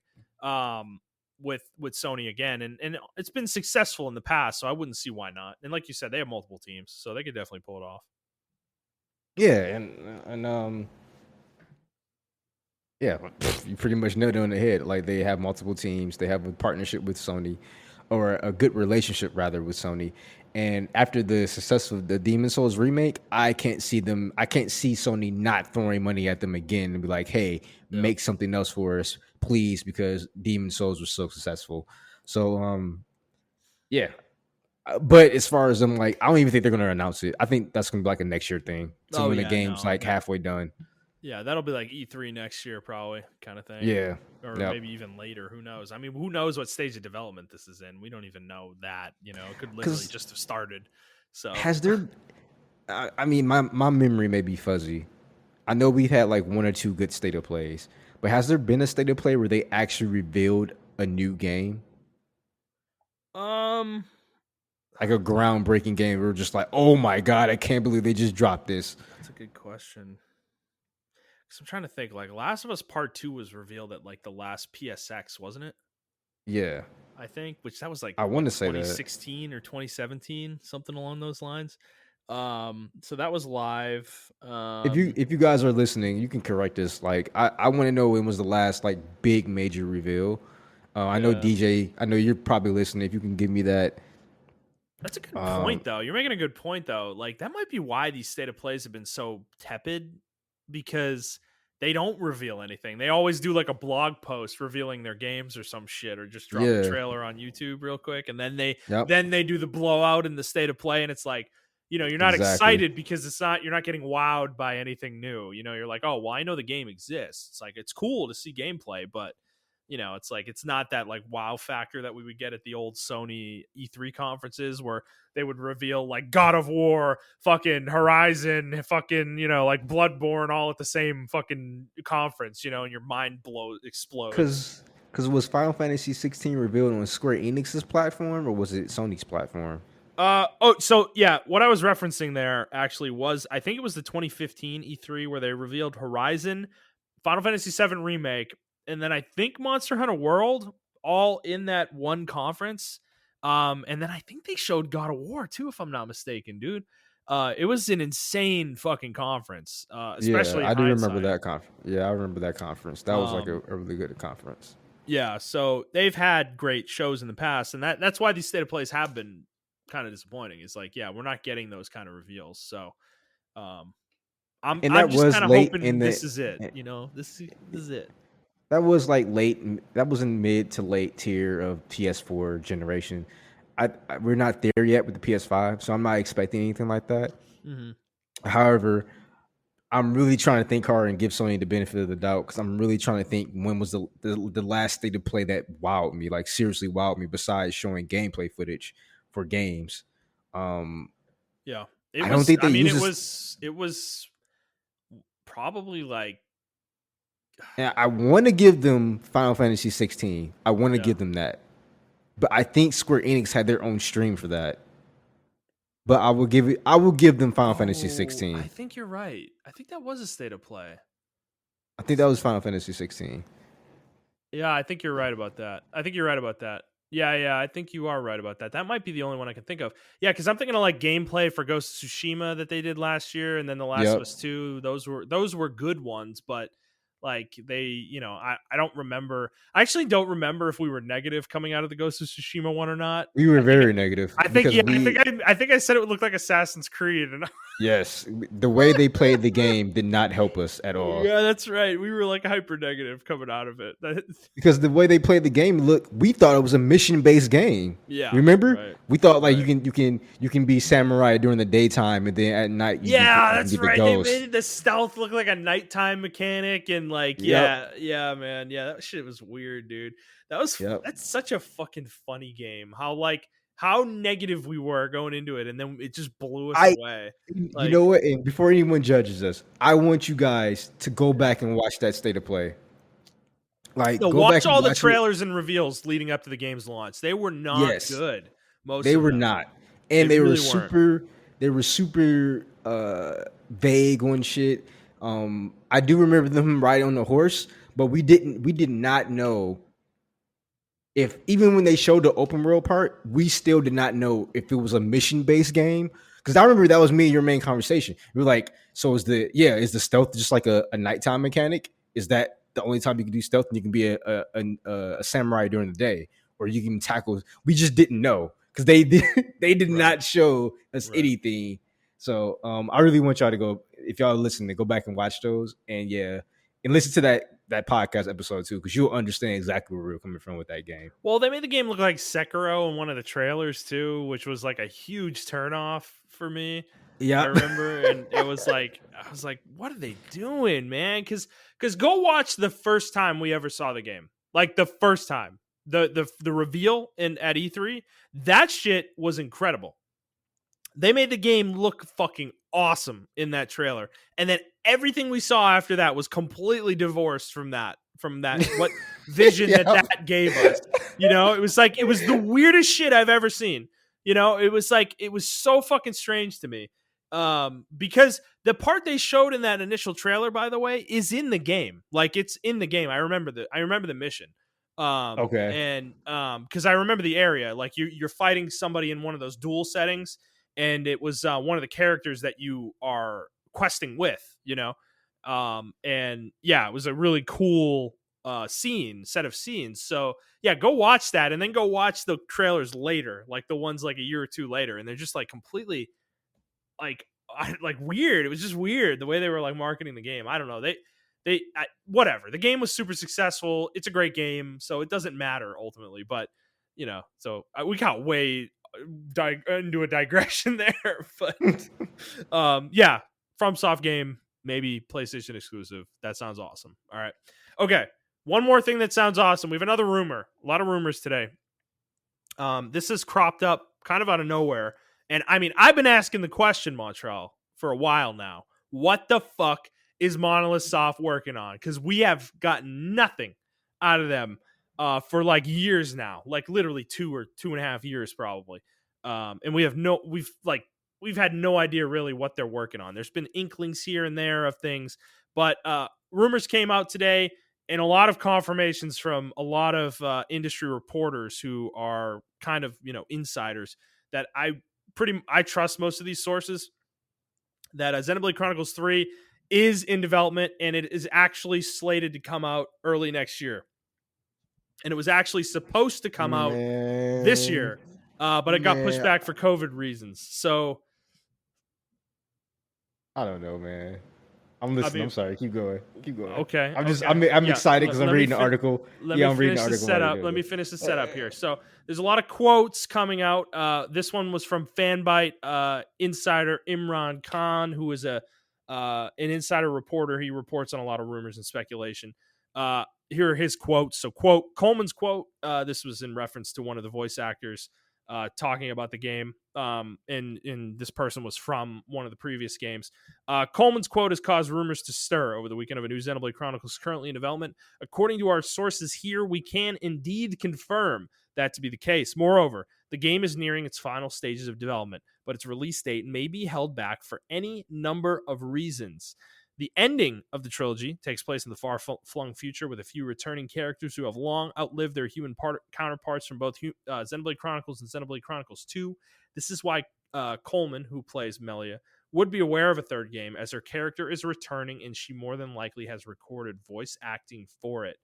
And then the last piece was the game is aiming for more character models on screen at once than any previous title, accounting for both playable characters and enemies, end quote. There was also another quote about it pushing the Switch to its absolute limit, was something that I read as well. So, Montrell, what do you think about all this? So Nintendo is one of those people, right, where I don't know, right? I just don't know. Because Metroid Dread is the reason why I don't know. I don't know what Nintendo's fucking doing anymore. That game, just to give y'all context, that game was announced like in 2004 or 6. And then we never heard anything from it. So I say that because this could very well be a true rumor, or this can be another Switch X or Switch Pro rumor. I don't fucking know. I don't fucking know. Okay. All right. I'm going to set a couple things straight here, Montrell. Okay. All right. That Switch Pro rumor. So I heard today, I was listening to a podcast, and I don't know the dude's name, but the guy who runs the YouTube channel, Moore's Law is Dead on YouTube. He apparently has sources that say a Switch Pro or a Super Switch is in development at Nintendo. God. Hold on. But his thought was the reason that all this shit happened with the OLED model is that he says that the people who first reported on it, Bloomberg, just had no fucking clue what they were talking about. Is that like they didn't understand the information they were getting? Is that they saw a picture of the OLED model and they were like, oh, a new Switch. And then somebody told them something else about the Super Switch that they conflated to be about the OLED model. And then they reported on that. And that's where the confusion came from. So there supposedly is a new Switch model in development, and it's probably a couple of years out. But yeah, so that was, I heard that today, and that is an interesting thing. It kind of fits. It does kind of fit to what happened. Because it would make sense. 2 years from now would be 2023, which would be 6 years after the Switch came out. I mean, Nintendo can't ride off the current hardware forever, you know? And that's totally understandable, and I get that. And it makes sense too. The only reason I will buy that story is because so much of the industry, everybody and their mom were just regurgitating the same information. Well, they always do that shit. Bloomberg misreports something, and then they're all like, "Oh, Bloomberg knows what they're talking about," and then they all report on it. You know, I'm one of the minds that out of every lie is a bit of a truth. Yeah, and I think a lot of that. All of that can't just be pulled out of somebody's ass on fucking 4chan, right? Yeah. That had to be some kind of truth. And I actually still did believe that there's some kind of Switch coming out. I didn't think they were going to call it a Super Switch or whatever the case may be. They may do something because, you know, Nintendo's weird. They may do something completely different from their last model of the game. They may be like, oh, we're not going to do the Switch anymore. We're just doing a straight home console now or some weird shit. I don't know. But anyway, the reason why I feel like Nintendo is so hard to catch with certain titles, I think Xenoblade Chronicles is one of those titles. In Metroid, obviously now is one of those titles in Pokemon where we would think they would do one thing with them and then they do something completely different. And that's why I'm very curious about this, because I didn't beat Xenoblade Chronicles 2, and you did. And maybe so far in the game, I think I'm like halfway through the game. I didn't really get any type of inkling that this is the same world. Yeah, So for this for this to be like, oh, this trilogy is gonna be tying everything together, yeah. I actually think what's going on is this is gonna be some kind of like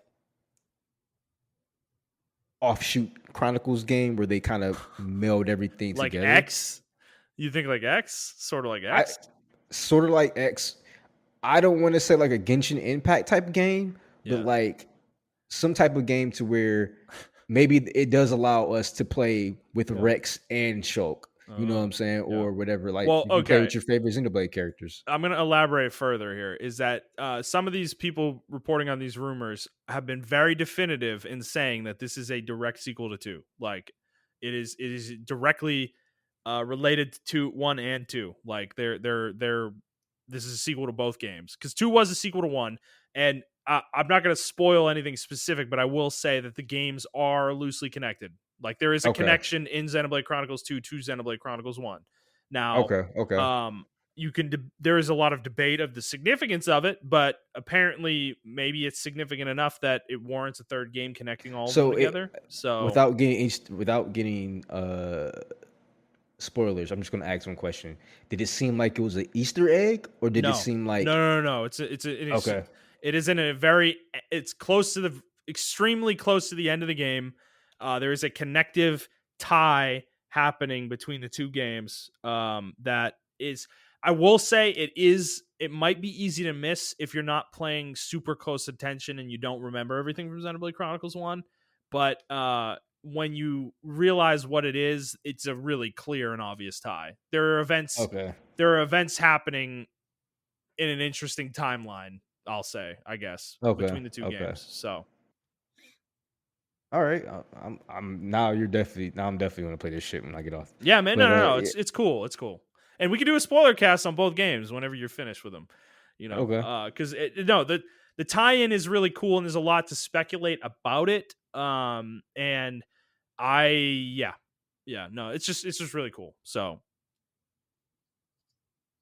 but yeah. So, yeah, um, I I don't know. What I will say is though, you know what? I can't say that because I want to say what they did between Xenoblade Chronicles 1 and 2 is they released a game between that one, hmm, which is X. yeah. And I Which was about to say they like did though. Think about that though. Between 2 and 3, they released definitive edition, which I was just about to say that. I know it. Yeah, Yeah, but it kind of fits.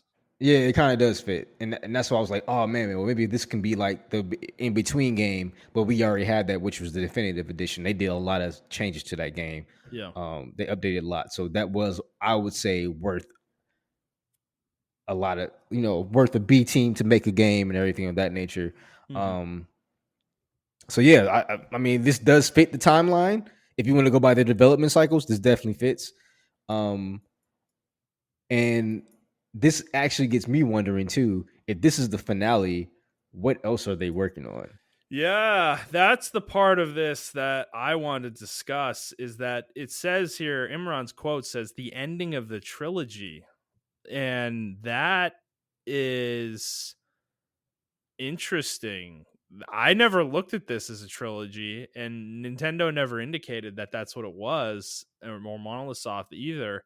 And if that's the case, part of me's like disappointed, but at the same time, I'm kind of excited because I love Xenoblade Chronicles. I do. I think this is a great series. However, I do kind of want to see what else Monolith Soft can do as a company outside of this realm, whether it's a different genre or just a different universe entirely.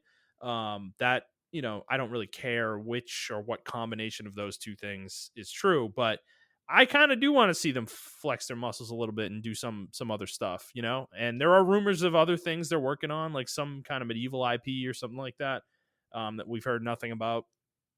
But I do want to see what this company can do. So, um, yeah, I don't know. This is exciting. I mean, it's sooner. It's soon. Like I said, dude. I mean, come on, Montreal. I've been like crowing about this for a while, right? Like Xenoblade Chronicles because think about the timing, right? Because you had Xenoblade Chronicles come out in like what 2011, I think, and then The X, very first one, or yeah, the first one, I think it was 2010 or 2011, something like that, and yeah, then keep X came talking. out in I'm looking it up. 2015. Yeah, X came out in 2015, which was like 4 or 5 years later. Makes sense. They were building the game on the Wii U. They had a lot more to work with, so they made it Yep, a really 2010. You ambitious got it game. right. Okay.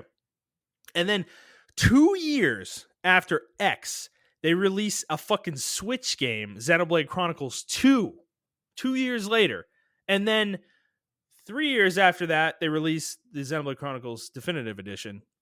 And we've heard nothing about 3 since then, or the next game after that. And we're getting to the 4-year mark since 2 came out. So it was highly suspicious that we had heard nothing about this game up to this point. Like it felt like the timetable was too long, and COVID throwing things off makes sense given that. But it felt like it was time, and I'm glad I was right.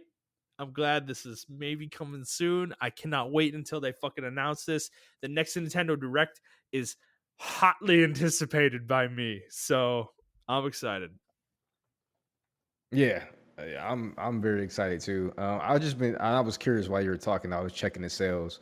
Mhm. This game actually, I mean, I don't know if you consider this well or not. For me, I think it's well, but so 1.5 million, Which one, 2?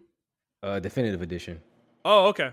Yeah, I mean, dude, for a remake-ish game, remake master. I don't know. It's sort of a remake, sort of a remaster.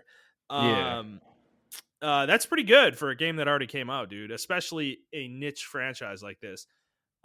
Even 2 like sold, I think 1.5 or 2 million, right? Something like. it passed 2 million. That was in November Okay, of last but year. you know that for what this franchise is, that's really impressive in my opinion. So well deserved. I hope it sells more. The next one. Yeah, no, you're right. Like I didn't think this game is selling millions. It's actually a good. I mean, it is a good game, obviously, but it's Mhm. like it's such a niche that I didn't think it was gonna break. I didn't think none of these games would break a million, but shit, 2 million. I mean, and it probably sold more since then because I'm pretty sure people went back and bought 2 and then bought 1 again. So, I mean, yeah, it makes sense. I think the popularity of Shulk being in Smash as well boosted his popularity a lot. So I remember a lot of people were playing Shulk and they're like, "Where did this character come from? This Mhm. character's cool. This guy is really cool and stuff like that." So, um, I contributed a lot of that to Sakurai and Smash. Oh, for sure. Um, Shirtless Shulk but was huge for the franchise. yeah, he definitely was. Yeah. But yeah, I'm very interested. Like, as sad as I am that we're probably not going to get a port of Xenoblade Chronicles X, Yeah. I'm glad that Monolith Soft can probably close the lid on this game and set their game to the new horizons. Maybe you get another Bait and Katos, or maybe Mm. a completely new Don't title. tease me, dude. Don't tease me, I man. think the streets are ready for a card based RPG. Bro, I I think they're agree, actually. I think that shit would pop fucking off, dude. Like, yeah, man. I think people would be so into it. Because think there's about so where we many. are now versus like 2004, right? Or 2003, whenever I was Bait and just Katos came out. I was just Card gonna games say are that. super popular now, dude. Like, Yes, so. I can see a card game thriving in this kind of market right now. There are a Mhm, lot of RPG players now. Even the world that ends with us too is selling pretty well. I mean, mhm. for a niche game like that. So I think um, I wouldn't. It not only is it a classic, so you're going to get the old people who bought it, like us, right? You're going to Yeah. get the newer, younger generation because those older people probably have YouTube channels and like, oh my god, I used to remember Bait and Katos is one of the greatest RPGs ever, and I played it. And then they'll go out and buy it. So Yeah. I can see it happen. I mean, yeah, we'll definitely evangelize the game, Monolith Soft. Please make it happen. But anyways, this is exciting. We'll definitely talk about it when it is revealed, whenever that happens. Hopefully in the next few months. But yeah, Montreal, that is all we got today for the episode. Is there anything else you'd like to discuss before we leave? Uh, actually, no. I think I'm pretty straight. I'm glad to see. I just want to give a shout out to a lot of streamers out there, a lot of the streamers of color, a lot of the female streamers. You guys are doing your thing, building your own communities. Um, and I am proud of everyone. Oh, and don't forget to check out DJ's. Once again, I'm going to give him another shout out. Check out DJ's demo that he has is live for his upcoming video games, like a Devil May Cry-ish game. I Mm-hmm. forgot the name of the game. Oh, it's Project Isekai. Mm-hmm. So check that out on his Twitter. His DJ Huga, so DEEJAY, and then Huga, like Huga Clan from Naruto. And check that out. Hey guys, Justin here. I just wanted to chime in real quick to let you guys know that the show proper is actually over. So Montrell and I get into a pretty long-winded discussion about anime and specifically Naruto. So if you aren't interested in that, you can probably skip out on the rest of the episode this week, and we will see you next week. But if you do listen to it, we appreciate you, and if you didn't listen to it, we still appreciate you because you've listened this far anyway. So I'm gonna stop talking now so we can get back to the show. All right, thanks. Speaking of Naruto, I did like just. I mean, we Mm-hmm. got like 10. Can you spare 10 minutes? Oh, I mean, Montreal, it's a conversational podcast. You want to talk All about something? right, Let's yeah. talk, baby. All right. So I've been seeing Naruto talk on the timeline a lot. Mm-hmm. And it seems like a lot of the younger anime generations have been watching YouTube Mm-hmm. Naruto for some reason. I have no idea why. Um, I mean, it's but hugely popular, so still, yeah, even now. someone made a good point about Kishimoto. The way he wrote Naruto. Naruto was supposed to be, you know, it's his the Naruto itself stands for like whirlpool, right? And then his symbol on his stomach is like a circle, and then Mm-hmm. like Uzumaki, I think, stands for like hurricane or circle or something like that as well. So Naruto's whole point was to stop the circle of hate, Yeah. and they were like, Kishimoto's a genius. And you know what? I will give him that. And it's not just, and then people were like, no, Kishimoto didn't think of that shit. I think Kishimoto was a really good writer until money got in the way and he just started like adding shit for like Yeah. Shonen Jump wise. You know what I'm saying? Yeah. Well, he Um, elongated the series probably yeah. at I a honestly certain think point. that the series is supposed to end at the Pain series. There's no Yeah, reason I that agree with you. I really think that was supposed to be the end of it. yeah. Because Pain was set up as like the final boss. He really was. Yeah. And yeah, and then it continues after that fight, which is an amazing fight, by the way. It continues after that fight, and you're just like, this feels weird, you know? Like Yeah. Yep. I will say the arc after that fight too is good. Like I like this the 5 Kage Summit arc. I think it's a good arc, but uh, it definitely feels weird. I just, dude, I don't know. I go back and forth on Naruto all the time, dude. Like whether I like it or not. It's like it's such an annoying. I came It's to such an the annoying conclusion that I like series, it, man. man. Yeah. What'd you say? I came to the conclusion that I like it. I I mean, I just hate do certain like parts it. of Like it. when I think about the actual world and everything that he built and the systems and the way jutsu works and like the shinobi world and everything, it's fucking awesome. Like that shit is really cool. The lore, excellent. Really well done. But then when you get to like the specifics of certain story beats and I just face palm, man. And it's like, it's hard because like there's certain parts of the show that are fucking awesome and like epic as shit, you know? And then you like think about like the end with like Kaguya and fucking like all the shit that happens in the war arc, like at the very end where there's literally like fucking 150 episodes of them fighting two people. It's insane, like how long that fucking fight goes on for. And it's it's just like silly. It's like silly shit at a certain point.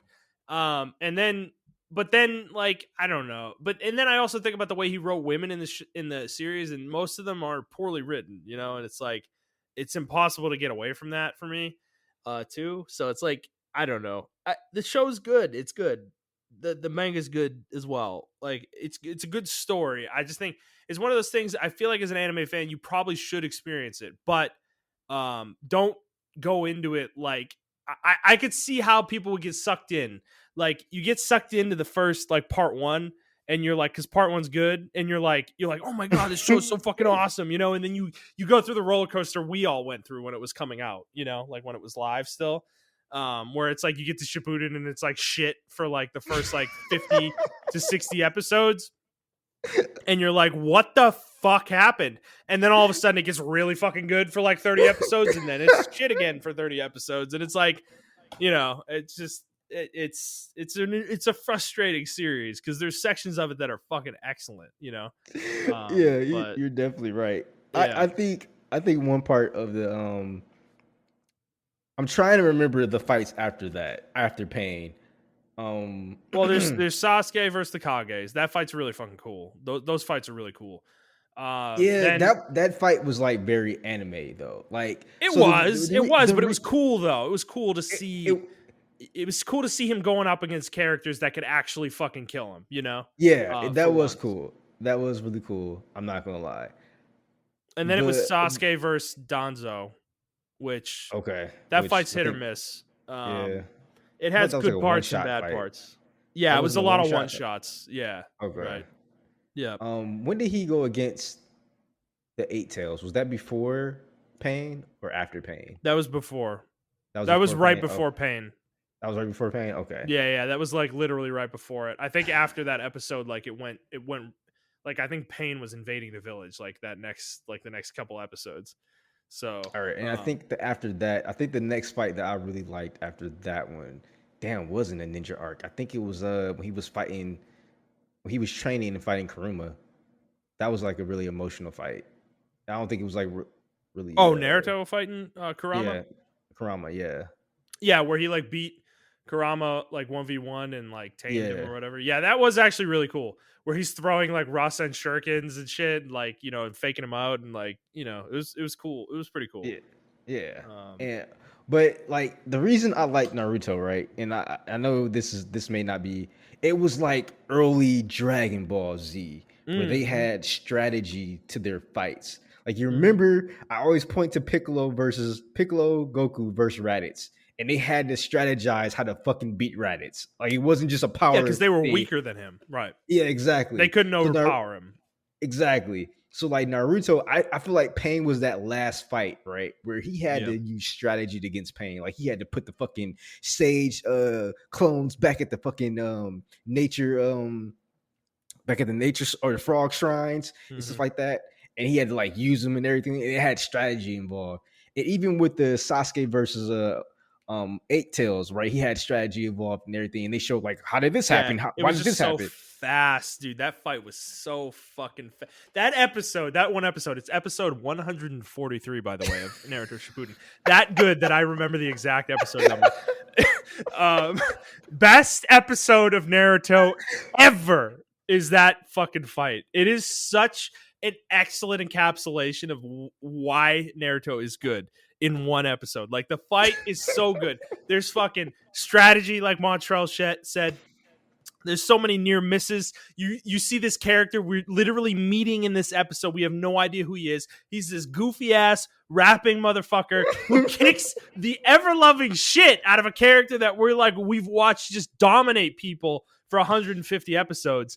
And he just like don't give a fuck. And then there's like a really heartfelt moment near the end of it where like Sasuke remembers Team 7 and like thinks about them for like the briefest of moments, you know, and that's like wells up some sort of strength in him to like fight a little bit more, and he bails his team out, you know, at that point. And it's just a great episode. Like it's just excellent. It's just excellent.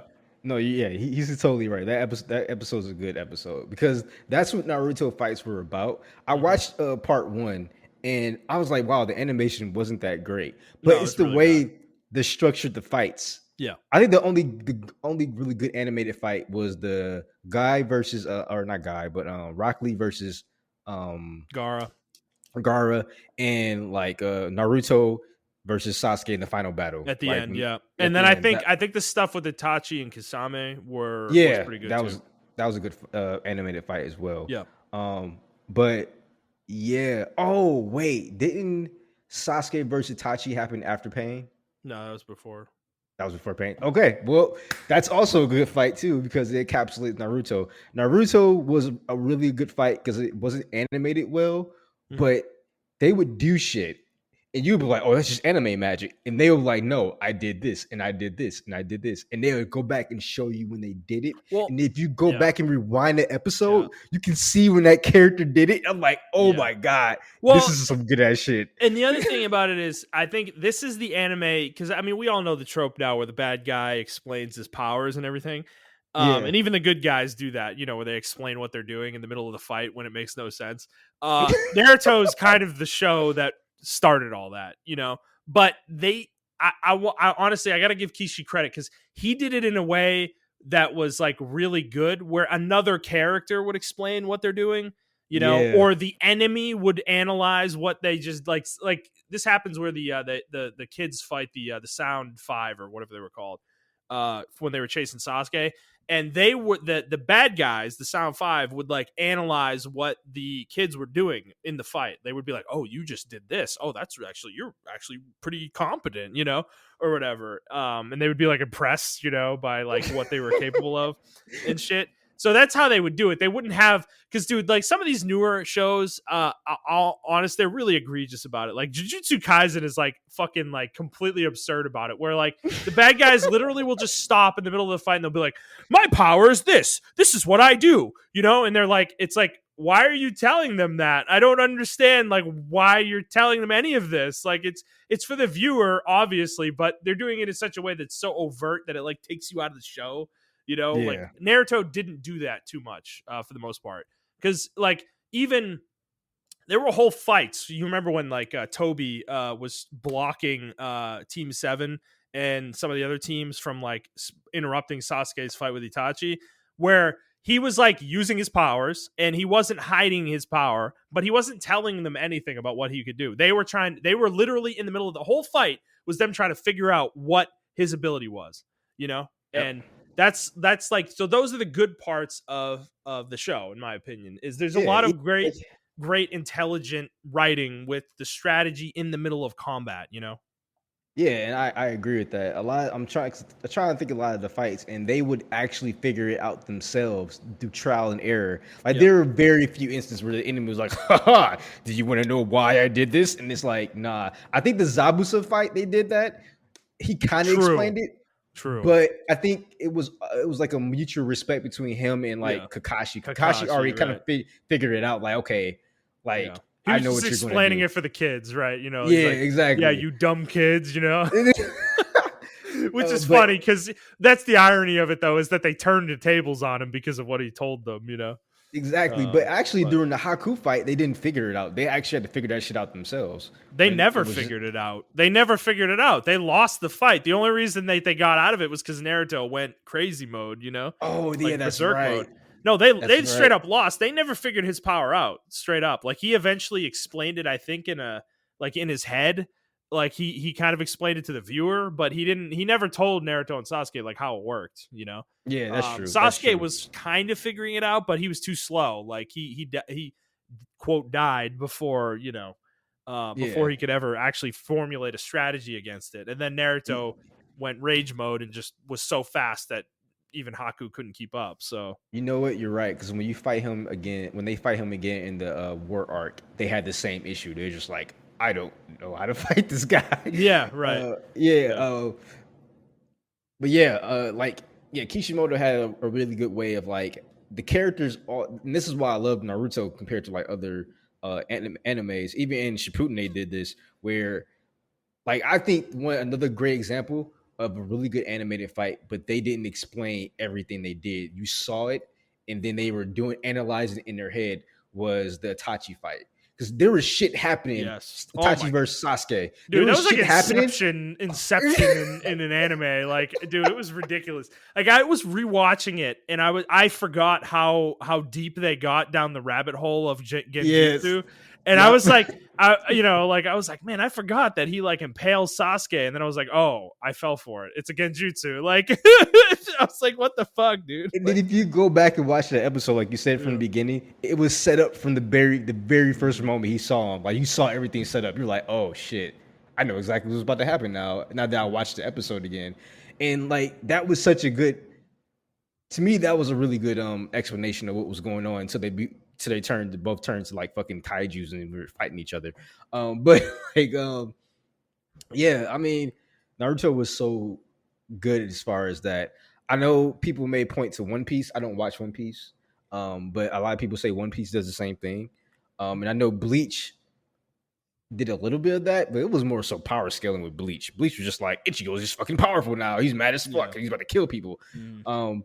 But like early Dragon Ball Z and early Dragon Ball, man, that was some specifically the World Martial Arts Tournament stuff in Dragon Ball. Woo, Fucking top man. tier anime fights, bro. No joke. To this day, the animation might not be good.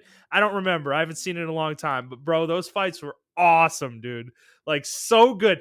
The fucking first World Tournament arc where he fights Roshi, you know, who's Jackie Chun, which is a hilarious it's a hilarious name for his alter ego. But he fights Jackie Chun in the final. That fight is fucking awesome, dude. Like it is like 3 or 4 episodes of excellent shit. It has like, you know, near misses and shit where Goku almost wins, but he still loses, but then he like goes into fucking ape mode and like Roshi has to stop him, you know, and like in the middle of the fucking world tournament arena, like, you know, this shit's fucking awesome, dude. So no, there's some good stuff.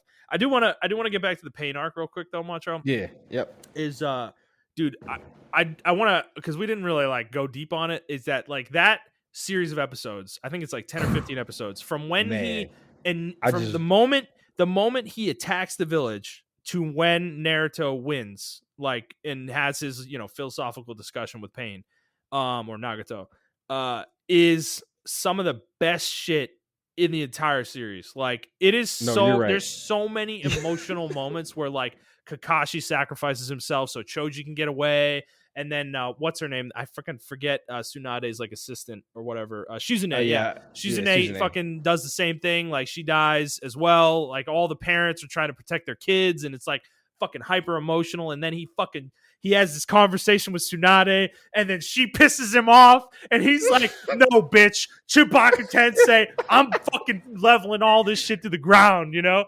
And you know, and then Naruto shows up right there, and he's like, "What the fuck?" You know, it's just, bro. And then he has this epic fucking fight with Pain, you know, and then he loses, and he goes fucking ape shit when Hinata sacrifices herself for him. It's just fucking awesome from wire to wire. And then when he finally like breaks out of his fucking Ninetales mode, has this conversation with his dad, and then he fucking he like beats Pain. It's so emotional. The whole thing is so emotional, dude. So things there. I just actually watched that shit, right? Bro, I was at work and I was watching on my phone. Yeah. Because they were talking about it, and I'm like, you know, I'm about to watch this shit. And I watched it, and bro, I teared up again because I forgot. Even during the Pain's part where Hinata was fighting Pain, she had flashbacks while fighting him, right? Yeah. And I was just watching like her struggles, how she was just like, you know, the black sheep of the family. And then Naruto was like, she got beat up by some boys, and Naruto came and helped her out and stuff like that. And how he inspired her to just keep pushing and stuff like that. And then she just kept going, right? She just kept going. And then Pain stabs her. I was like, and I saw Naruto's face. Like, I was like, they really nailed the emotion in his face in that shit. Yeah. Because like Naruto was fucking. I had the same face he had. I was like, oh my god, and I knew it was coming, and I still was just like, I can't believe Pain did that. I can't believe he just fucking killed her. And then that scene's really raw, dude. Yeah, for a kid show, like it's really raw. I remember when I first watched it all, because I read it in the manga first, and I remember when he revives everybody at the end. You know, it felt a little cheap in the moment. I remember everybody was pissed. You know, they were like, I can't believe Kishi gave the get out of jail free card bullshit, reviving everybody, fucking garbage. But honestly, like, I think about it now, and I actually don't think it's as bad as I thought it was originally. It works. You know, he has the power to do it, and he decided. Naruto convinced him that, you know, it was he was worthwhile, I guess. You know, I don't know. It's just such a great arc in general. Like it really is excellent. Because it's the first time we really see in Shippuden specifically, like Naruto really actually get a power surge that is he can compete on a level with some of these enemy characters, like these evil characters that he hadn't really been able to up to that point. Yeah, he always needed help because I And he was remember all he was leading up yeah. to that, he always needed help. Like he He had was finally Kakashi. catching Sasuke, you know, Yeah, in Shippuden, and this was the first time he did that. So that was also another cool element to it too, because there was like a whole training arc with it as well, where he was learning Sage Mode and everything, and learning how to throw the Rasen Shurikens, which was a huge part of his combat after that. But yeah, it's just I don't know, and like Pain as a character, like Nagato, the that was a way deep he character, talks, man. he's really deep, and I actually think it's a damn shame that he wasn't the final villain, and I also think it's a damn shame that he died as early as he did Yeah, in the series, because there's another 330 or 40 episodes after he dies, you know, and the show to me is less than for it because he comes back briefly in the Ninja War arc for a really brief moment, and he talks for like an episode, I think, and you know he's a really cool character, dude. And then you get to see him kind of go ham for a second, like as like a Edo Tensei, and you're like, dude, this guy, man, in his prime must have been like fucking something to behold, you know, like yeah, for real, because like all the shit he could pull off was crazy. Like he like sucked the chakra out of somebody and like it like revived his body basically, you know, like and shit was insane. So I don't know. It's it's a great series. It is. yeah. It's It's got a lot definitely. of flaws, but it has a lot of great parts too. I So do recommend if you guys are gonna watch it with a guide in mind, so I can yes, give you the fillers and stuff like that. Although yeah, I do think some of the fillers, like the Kakashi Chronicle fillers, those are really good fillers that's not a to filler watch. actually. That's not a filler. Okay, No, that was in the, that was it's not like an official manga chapter, but it's one of those things that it was like a light novel that he wrote, or not a light okay, novel, but I think it was like a side thing he wrote between part 1 and part 2 when he okay, was on hiatus. So that's like manga canon basically. So okay. Cool, cool. yes. So, but yeah, I don't know, man. That I can't remember too much after the ninja after that because Pain was just so influential. I do remember all the way up until the like by heart, all the way up to the fifth Kage or five Kage summit.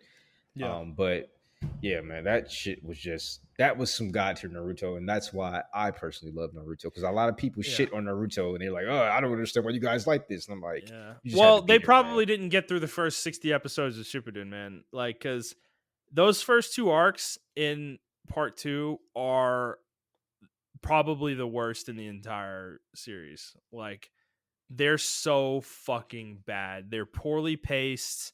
The dialogue sucks. The fights are terrible. The animation's bad. The whole thing is just bad all around. You would think an entire arc devoted to trying to find Sasuke would be really interesting, but it's the most uninteresting thing imaginable. Like it's so bad all around. The whole thing sucks. Like there's one part of it where Orochimaru fights Naruto in his Nine Tails form. That's like the only cool part of it. Everything else about it sucks. Even when they finally confront Sasuke, it sucks. Like it's just bad all around. I fucking hate those arcs. They're terrible, dude. Like Oh yeah, that's the part where Sasuke one shots Orochimaru, and I'm just yes. like, what? Well, yeah, that's right before that. Yeah, yeah, yeah. I was so mad about that. I was like, what? Yeah, man. No, it's bad stuff. Like everything before the Hidan Kakuzu arc is bad, pretty much. So Yeah. also, there's a lot of filler in the Shippuden too that's really terrible.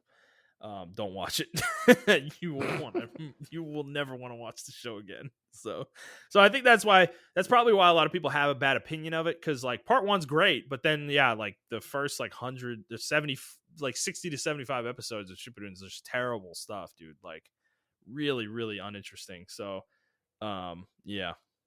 But all right. Well, yeah, we Way probably over 10 spent about minutes. I'm 30 sorry. minutes talking about that. Yeah. Yeah, Montreal. Hey, man, I said it was a conversational show. It is. So sometimes we get off topic. For those of you that stuck around, we really appreciate it. I guess let me get into the end of the show here. So if you like the episode, please like the episode, review the show, subscribe to the show on whatever your feed you are listening to it on, and share it with your friends as well, please. Specifically, I want to call out like Apple Podcasts. If you guys can rate us on there, that would be fucking excellent, because I know that has a huge impact on searchability and everything like that. So, we would definitely appreciate that if you guys could do that for us. And if you'd like to interact with either of us on Twitter, you can talk to Montrell on I Trap for the Hokage. I Trap for the Hokage. That is the number 4, not the word. I am having trouble talking. We've gone too long. I'm at ThunderNut01, and the show is at The Player's Take. If you'd like to send us a question, you can do so on Twitter. You can send us an email to theplayerstake01@gmail.com. And that's it for us, guys. Hopefully next week we have a state of play to talk about. If not, we'll talk about whatever else happens. So we hope you enjoyed this one, and we'll see you next week. Bye.